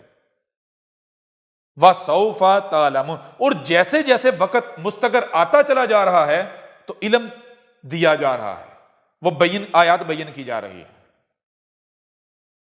وہی بات کہ اس وقت تک قرآن کی کوئی آیت بیان ہو ہی نہیں سکتی جب تک کہ وہ ایونٹ، وہ واقعہ، وہ حادثہ نہیں ہو جاتا، رونما نہیں ہوتا جس کے بارے میں قرآن میں ذکر کیا گیا، اس قرآن میں آیات کی صورت میں۔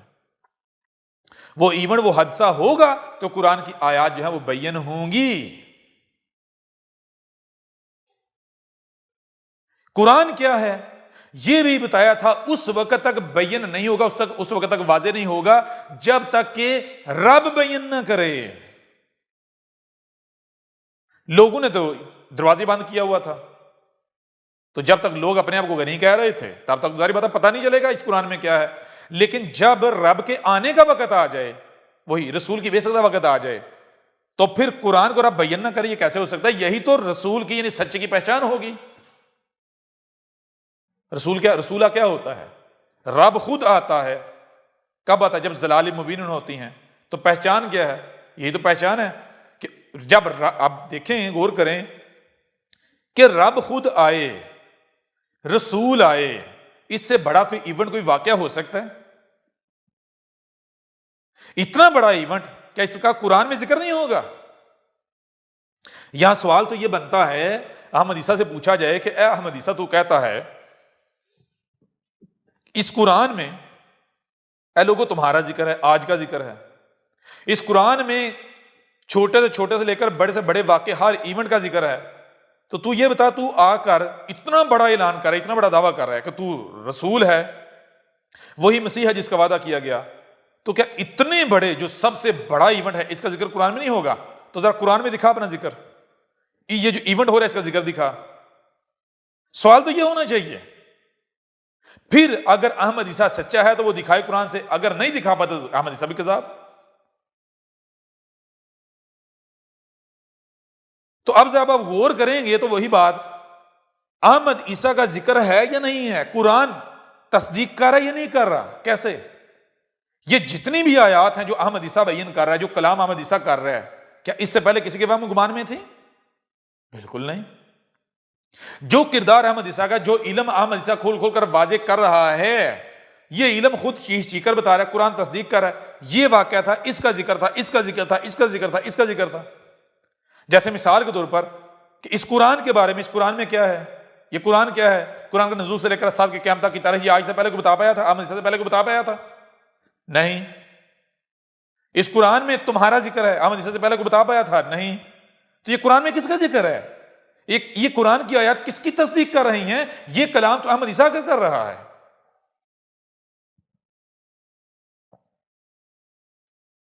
اب غور کیجئے گا یہ ساری باتیں آپ کے سامنے رکھنے کا مقصد اور وجہ کیا تھی؟ یہ ساری باتیں آپ کے سامنے رکھنے کا مقصد اور وجہ یہ تھی کہ مسیح کا آنا کیا کچھ چھوٹا ایونٹ ہے؟ چھوٹا ایونٹ تھا؟ جب اس قرآن میں چھوٹے سے چھوٹے واقعے سے لے کر بڑے سے بڑے واقعے کا ذکر ہے تو اتنے بڑے اتنے اہم واقعے ایونٹ کا ذکر نہیں ہوگا؟ کیسے ممکن ہے؟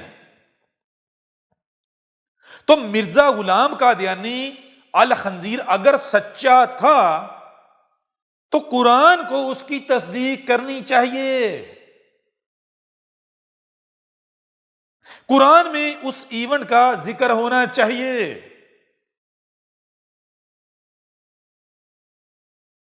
کیا ایسا کچھ ملتا ہے؟ قرآن تصدیق کرتا ہے؟ بالکل نہیں۔ قرآن تو آج تک اس کے اوپر خاموش تھا، آج قرآن بول رہا ہے۔ کیا بول رہا ہے؟ قرآن کہہ رہا ہے وہ کذاب تھا۔ قرآن نے اس کو کذابوں کی فہرست میں شامل کیا۔ کیسے؟ مثال کے طور پر جب آپ کے اوپر واضح ہو گیا کہ اس قرآن میں اساطیر الاولین نہیں ہے بلکہ الاولین کے مسئلوں سے آج کا ذکر ہے، تو ذرا غور کیجئے گا۔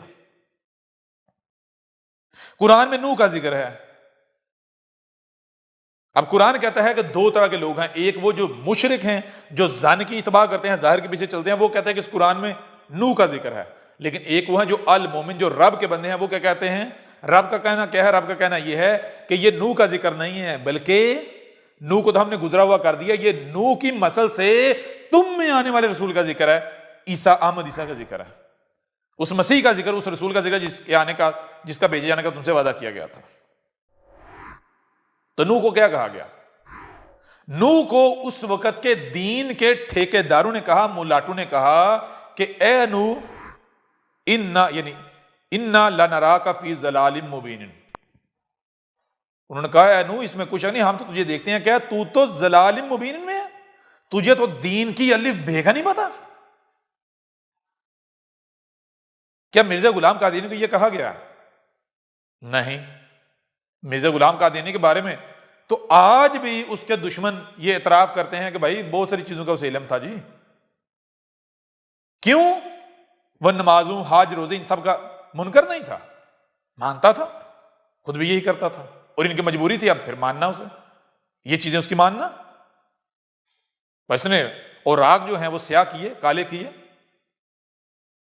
کسی نے اس کو یہ نہیں کہا کہ اے مرزا غلام قادیانی ہم تجھے دیکھتے ہیں کہ تو ضلال مبین میں، یعنی تجھے تو دین کی الف بے کا بھی نہیں پتا۔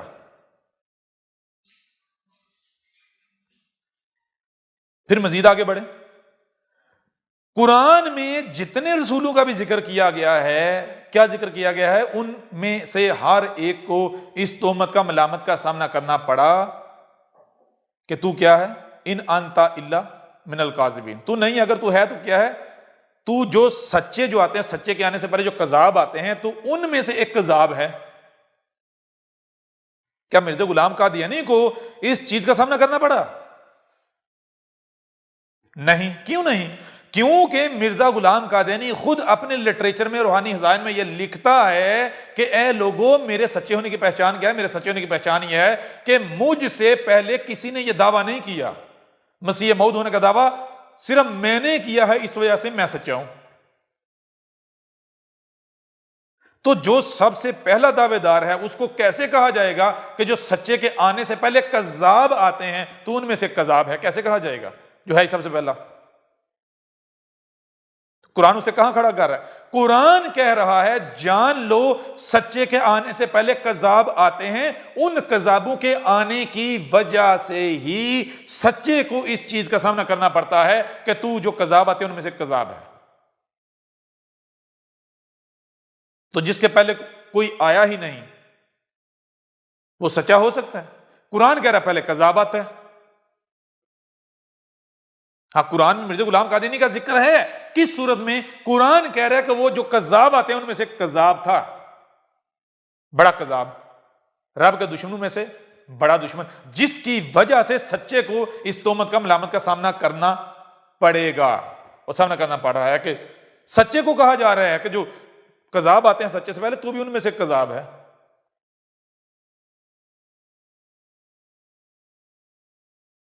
پھر اب تھوڑا آگے بڑھیں اور پہلو سے بھی آپ کے اوپر حقائق کھول کر واضح کرتے ہیں، ذرا آگے بڑھیں۔ سورہ زخرف یہ سورت کا نمبر ہے 43 یعنی 43، آیت کا نمبر ہے 56 یعنی 56۔ کیا کہا جا رہا ہے؟ فَجَعَلْنَهُمْ سَلَفًا وَمَثَلًا لِلْآخِرِينَ۔ اس آیت کے پیچھے قرآن میں، اس آیت کے پیچھے بھی باقی آیات میں اور پیچھے قرآن میں ذکر کیا گیا ہے گزشتہ رسولوں کا اور گزشتہ اقوام کا۔ اس آیت میں کہا جا رہا ہے فَجَعَلْنَهُمْ، پس کر دیا ہم نے، ہم ان کو، جن کا اس قرآن میں تمہیں ذکر نظر آ رہا ہے، ان کو ہم نے کر دیا، کیا کر دیا؟ سلفا، سب کے سب کو گزرا ہوا کر دیا۔ وَمَثَلًا لِلْآخِرِينَ، نہ صرف گزرا ہوا کر دیا بلکہ مثل کر دیا الآخرین، مخصوص بعد والوں کے لیے۔ یعنی اس قرآن میں اساطیر الاولین نہیں ہیں بلکہ ان کی مثلوں سے تمہارے جو آخرین ہیں، الآخرین مخصوص آخرین، اس قرآن کے نزول کے بعد جب ضلال مبین آ جائیں گی تو اس وقت جو لوگ ہوں گے، اس وقت جو رسول آئے گا، ان کا ذکر ہے۔ ٹھیک ہے؟ اس قرآن میں قوم نوح کی مثل سے قوم محمد کے آخرین کا ذکر ہے۔ اس قرآن میں نوح کی مثل سے قوم محمد کے آخرین میں جو مسیح نے آنا ہے، جو عیسیٰ نے آنا ہے، اس کا ذکر ہے۔ اسی طرح باقی رسولوں اور باقی قوموں کی مثلوں سے قوم محمد کے جو آخرین ہیں، اینڈ والے ہیں، ان کا اور ان میں آنے والے رسول کا ذکر ہے مثلوں سے۔ اور یہ کس نے کیا ہے؟ یہ راز کون کھول رہا ہے؟ قرآن کہہ رہا ہے، قرآن میں رب کہہ رہا ہے کہ یہ کام ہم نے کیا ہے، کہ اس قرآن میں یہ جن کا ذکر ہے یہ گزر چکے ہیں، نہ صرف گزر چکے ہیں بلکہ ان کی مثلوں سے بعد ان کا تمہارا ذکر ہے۔ یہ کام کس نے کیا ہے؟ قرآن میں رب کہہ رہا ہے ہم نے کیا، لیکن جب حقیقت دیکھی جائے، گراؤنڈ ریالٹی دیکھی جائے تو کیا نظر آتا ہے؟ پتہ چلتا ہے کہ واحد احمد عیسیٰ ہے۔ احمد عیسیٰ کے آنے سے پہلے کسی کے وہم و گمان میں بھی نہیں تھا کہ اس قرآن میں تمہارا ذکر ہے،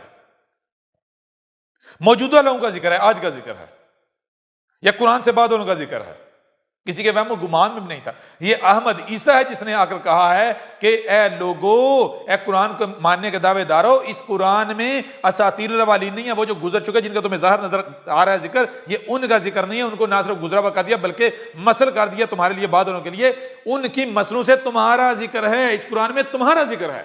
ہاں اگر ظاہر دیکھو گے تو اساطیر الاولین نظر آئیں گے۔ یہ کام کس نے کیا؟ گراؤنڈ ریالٹی کیا ہے؟ احمد عیسیٰ نے کیا ہے۔ اب اگر احمد عیسیٰ کذاب ہے، الگ ہے، تو پھر قرآن جھوٹا ہے۔ قرآن میں کیوں؟ رب کیا کہہ رہا ہے؟ قرآن رب کہہ رہا ہے یہ کام ہم نے کیا ہے، گراؤنڈ ریالٹی کے احمد عیسیٰ نے کیا، تو کیا رب العالمین اور احمد عیسیٰ دو ہیں؟ بالکل نہیں۔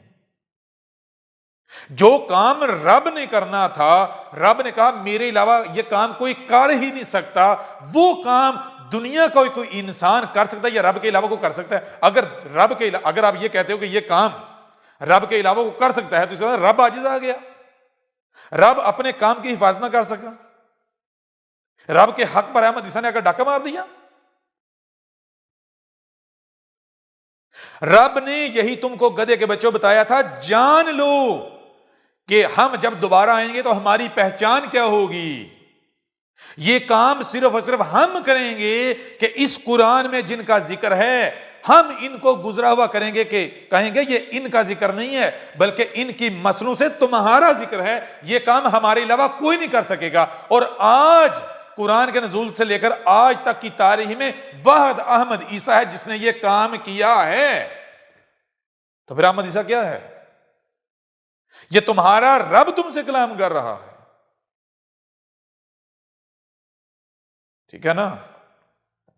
اب اگر مرزا غلام قادیانی سچا تھا، وہ وہی مسیح تھا، تو اسے تو یہ کام کرنا چاہیے تھا۔ کیا وہ یہ کام کر پایا؟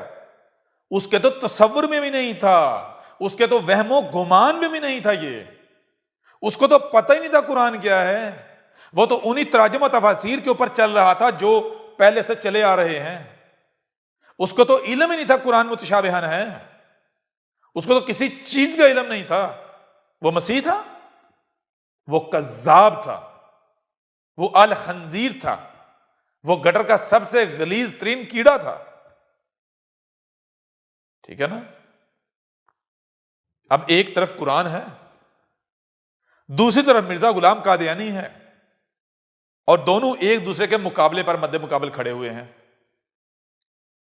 اب اگر کوئی یہ کہتا ہے کہ میں قرآن کو بھی مانتا ہوں تو اور مرزے کو بھی مانتا ہوں، یہ تو پھر بڑی عجیب بات ہے. ایسا کیسے ہو سکتا ہے؟ دونوں طرف یاری، یا تو آپ مرزے کو یا قرآن کے ہو. مرزے کو پکڑو گے قرآن چھوڑ دے گا، قرآن کو پکڑے ہوئے تو مرزے کو چھوڑنا پڑے گا، قادیانیت نامی احمدیت نامی گٹر سے نکلنا پڑے گا. اور کوئی رستہ ہے ہی نہیں تمہارے پاس. دنیا کی کوئی طاقت، دنیا کا کوئی مرزائی، کوئی قادیانی خود کو احمدی کہلوانے والا، دنیا کا کوئی گٹر کا کیڑا مرزے غلام قادیانی کو سچا تو دور، اس کی کسی ایک بات کا بھی دفاع نہیں کر سکتا. ہم دنیا قادیان کو چیلنج کرتے ہیں کہ اے دین قادیان، اے دنیا قادیان، اے مرزائیوں قادیانیوں، تم دنیا میں جہاں کہیں بھی ہو، تم سب کے سب اکٹھے ہو جاؤ، جمع ہو جاؤ اپنے خلیفے کی سربراہی میں، اور احمد عیسیٰ کے مقابلے پر آ جاؤ.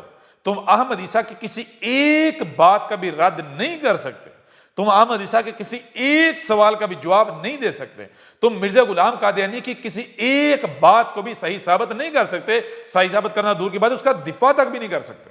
یہ ہمارا چیلنج ہے. اب اگر تم لوگوں میں غیرت ہے، اگر غیرت ہے تو تمہارے پاس دو ہی رستے ہیں، یا تو ڈوب کر مر جاؤ، یا پھر حق کا جو حقیقت ہے اس کا اعتراف کر لو. ہلاک تو تمہیں ہونا پڑے گا. اگر حق کا کفر و کذب کرتے ہو تو ہلاکت تو طے ہے، یہ ہم گارنٹی دیتے ہیں. کیوں؟ ابھی جب آگے بڑھیں گے تو سب کچھ کھل کر واضح ہو جائے گا. اگلی قسط میں تمہارے اوپر ہم واضح کریں گے کہ جب قرآن میں اساطیر الاولین نہیں بلکہ تمہارا ذکر ہے، قرآن میں قرآن کے نزول سے لے کر الساعۃ کے قیام تک جو ہونا تھا وہ سب لکھا ہوا ہے، تو پھر ایسا کیسے ممکن ہے کہ مسیح نے آنا تھا اس کے بارے میں نہ لکھا ہوا ہو؟ جو مسیح رسول کے ساتھ دشمنی کریں گے، دشمنوں کے ساتھ کیا کیا جائے گا، یہ نہ لکھا ہو. اگر تو مرزا کذاب سچا تھا، مرزا سچا تھا، تو پھر تو قرآن کو یہ بتانا چاہیے بھائی مسیح آئے گا، وہ ایسا کچھ کرے گا، اس کے بعد چلا جائے گا، دنیا میں کوئی تبدیلی نہیں آئے گی اور خرابیاں آئیں گی. یہ سارا قرآن میں ہونا چاہیے. یا تو پھر تمہیں یہ ماننا پڑے گا قرآن جھوٹا ہے، یا تو یہ کہو تمہیں یہ ثابت کرنا پڑے گا قرآن میں ہمارا ذکر نہیں ہے، یہ ثابت کرنا پڑے گا. اگر یہ نہیں کر سکتے تو پھر مرزے کو قرآن سے سچا ثابت کرنا پڑے گا. بڑے تم بھی شور مچا رہے تھے نا، اے غیر احمدیو آؤ، ہم اور تم میں قرآن مشترک ہے، قرآن سے بات کرتے ہیں، آؤ آؤ آؤ آجو. اب تو قرآن والا آ گیا. آج سے 14 صدیہ قبل وہ محمد کی صورت میں ہی تھا، صرف شکل بدلی ہے، صورت بدلی ہے، وہی ہوں جس نے آج سے 14 صدیہ قبل قرآن لکھا تھا، ان ہاتھوں سے لکھا تھا. اب قرآن والا آ گیا ہے، رب خود آ گیا ہے. اب آؤ مقابلے پر، اب اس قرآن سے مرزے کو سچا ثابت کرو. آ جاؤ ذرا، اب ہم دیکھتے ہیں تم کیسے کرتے ہو. پہلے تم جو مینڈے کی طرح چھلانگے مار رہے تھے، کیوں مار رہے تھے؟ کیونکہ تمہیں پتا تھا تمہارے مقابلے پر بھی ویسے ہی ہے نا، تمہارے جیسے کذاب، مشرک، فرقہ پرست، تمہیں پتا تھا ان کی یہ کمزوریاں ہیں، ہم ان کی کمزوریوں پر وار کریں گے تو وہ آگے سے بھاگ جائیں گے. تمہیں پتا تھا، اس لیے تم بڑے قرآن کے دعوے کرتے تھے، رٹے لگاتے تھے. آ جاؤ آپ ذرا میدان میں. اب تو قرآن سے ہی فیصلہ ہوگا. کیوں؟ کیونکہ تم نے قرآن کو اپنے لیے حجت مانا ہوا ہے، حجت تسلیم کیا ہوا ہے. دنیا کا کوئی قادیانی، مرزائی، گٹر کا کیڑا قرآن سے مرزے کو سچا ثابت کر دے جو انعام کہے گا منہ مانگا انعام دیا جائے گا. عاجز رہا احمد عیسیٰ کے مقابلے پر. اور تھوڑی سی غیرت کھاؤ، تھوڑی سی غیرت، کہ وہ جو اوپر کارٹون بٹھایا ہوا نا، وہ اس کا سار سیل لگا کے، وہ جو اس کی سیل لگائی ہوئی ہے، اس کو ذرا سامنے لے کر آؤ. اس پپٹ کو، گدھے کے بچے کو سامنے لے کر آؤ. وہ جو تمہارا سربراہ ہے، ٹھیک ہے نا، اس کو لاؤ ذرا احمد عیسیٰ کے مقابلے پر. تو کہو کہ اگر تھوڑی سی بھی غیرت ہے تو غیرت کھا لے. لیکن بغیرتوں میں غیرت کہاں؟ یہ تو قرآن بھی کہتا ہے نا. کیا قرآن کہتا ہے جس کو تم ماننے کے دعوے دار ہو؟ وہ کہتا ہے دوسروں کا مال کھانے والے غیرت مند ہو ہی نہیں سکتے. لوگوں کو دھوکے سے، دجل سے، فراڈ سے لوٹنے والے غیرت مند ہو ہی نہیں سکتے. مرزا غلام قادیانی کے نام پر مولوی نور الدین کی نسل غیرت مند ہو، کیسے ممکن ہے؟ کاغذوں میں نام ہو مرزا غلام قادیانی کا، اور بایولوجیکل حقیقت میں ڈی این اے ہو مولوی نور الدین کا، اور پھر غیرت بھی ہو. یہ کیسے ممکن ہے؟ یہ تو ممکن ہی نہیں. بہت کچھ تمہارے اوپر انکشاف کریں گے. جیسے پچھلی قسط میں ہم نے بتایا تھا، کیا بتایا تھا؟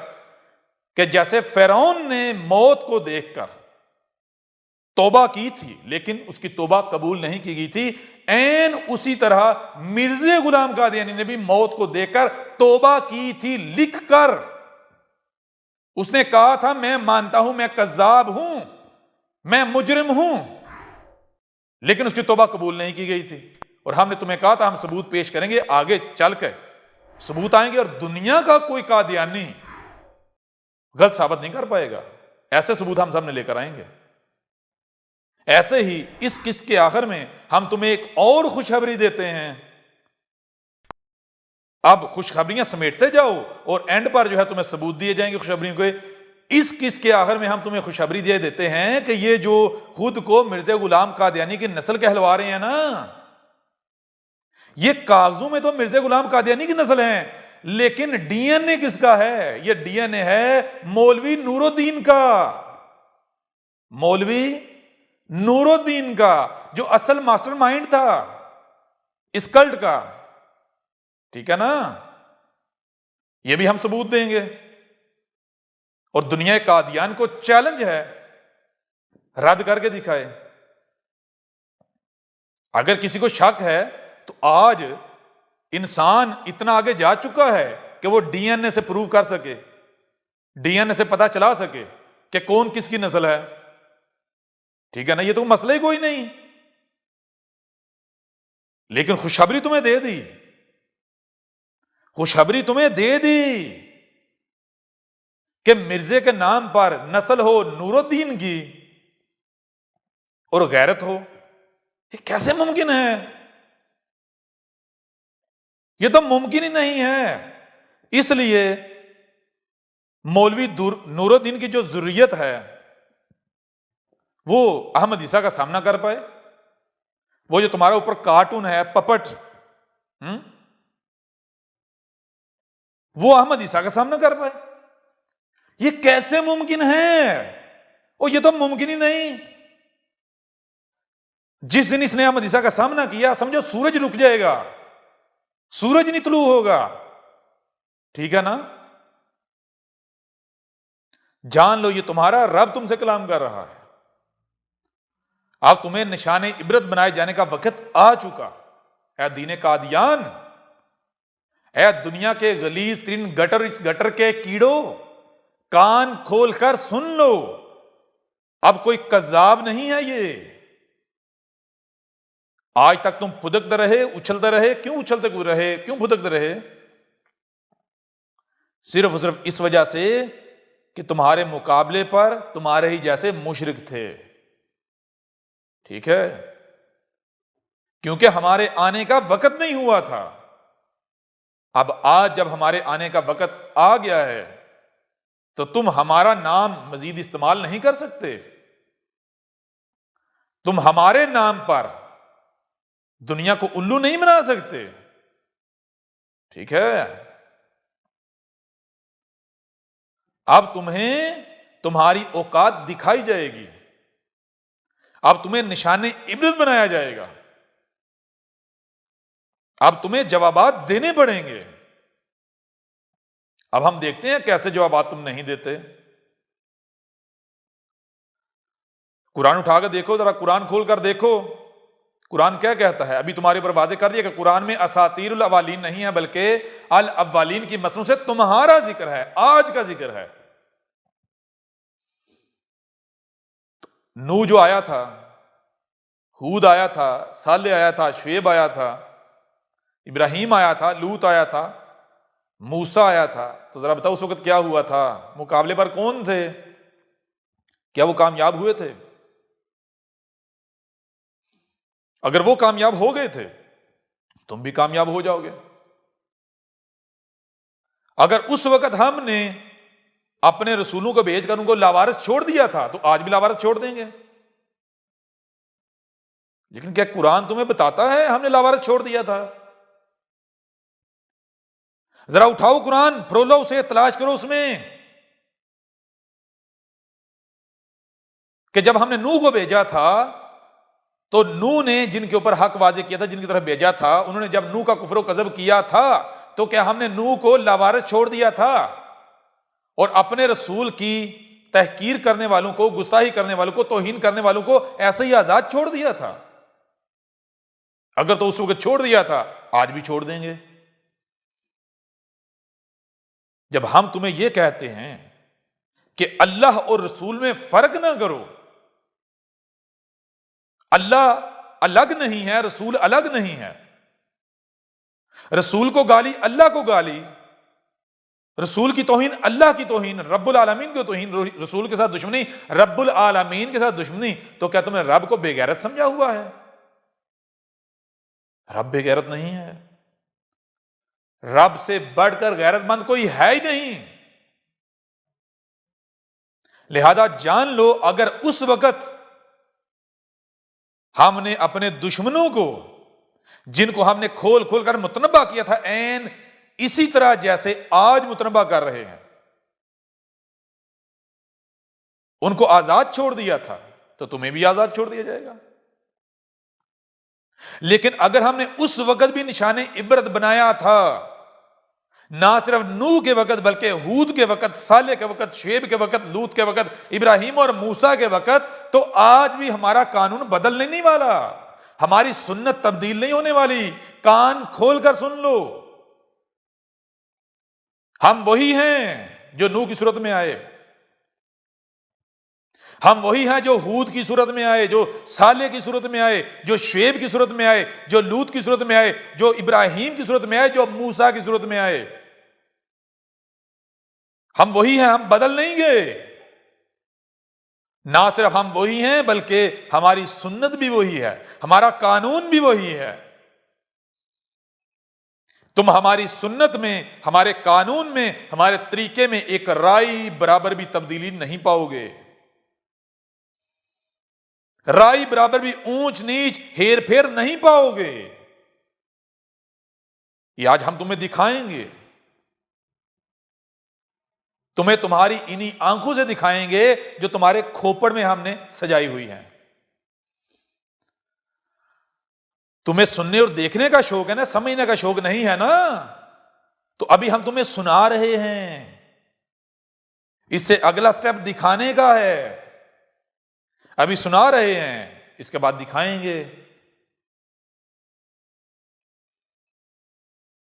لہذا تیاری پکڑ لو، تمہارا نشان عبرت بنائے جانے کا وقت آ چکا۔ تم نے جو فساد کرنا تھا وہ کر چکے، تم نے جو ہمارے ساتھ دشمنی کرنی تھی وہ کر چکے۔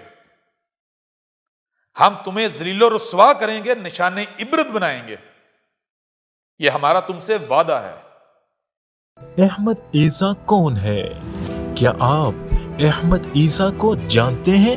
احمد عیسیٰ وہ ہے جس نے ان باتوں پر سے پردہ اٹھایا ہے جس پر آج ہر کوئی اختلاف کر رہا ہے۔ हक और बातिल की पहचान अब इंतहाई आसान। आज ही अल किताब को डाउनलोड करें। मजीद वीडियोस के लिए अहमद ईसा के यूट्यूब चैनल को विजिट करें और चैनल को सब्सक्राइब करना मत भूलिएगा।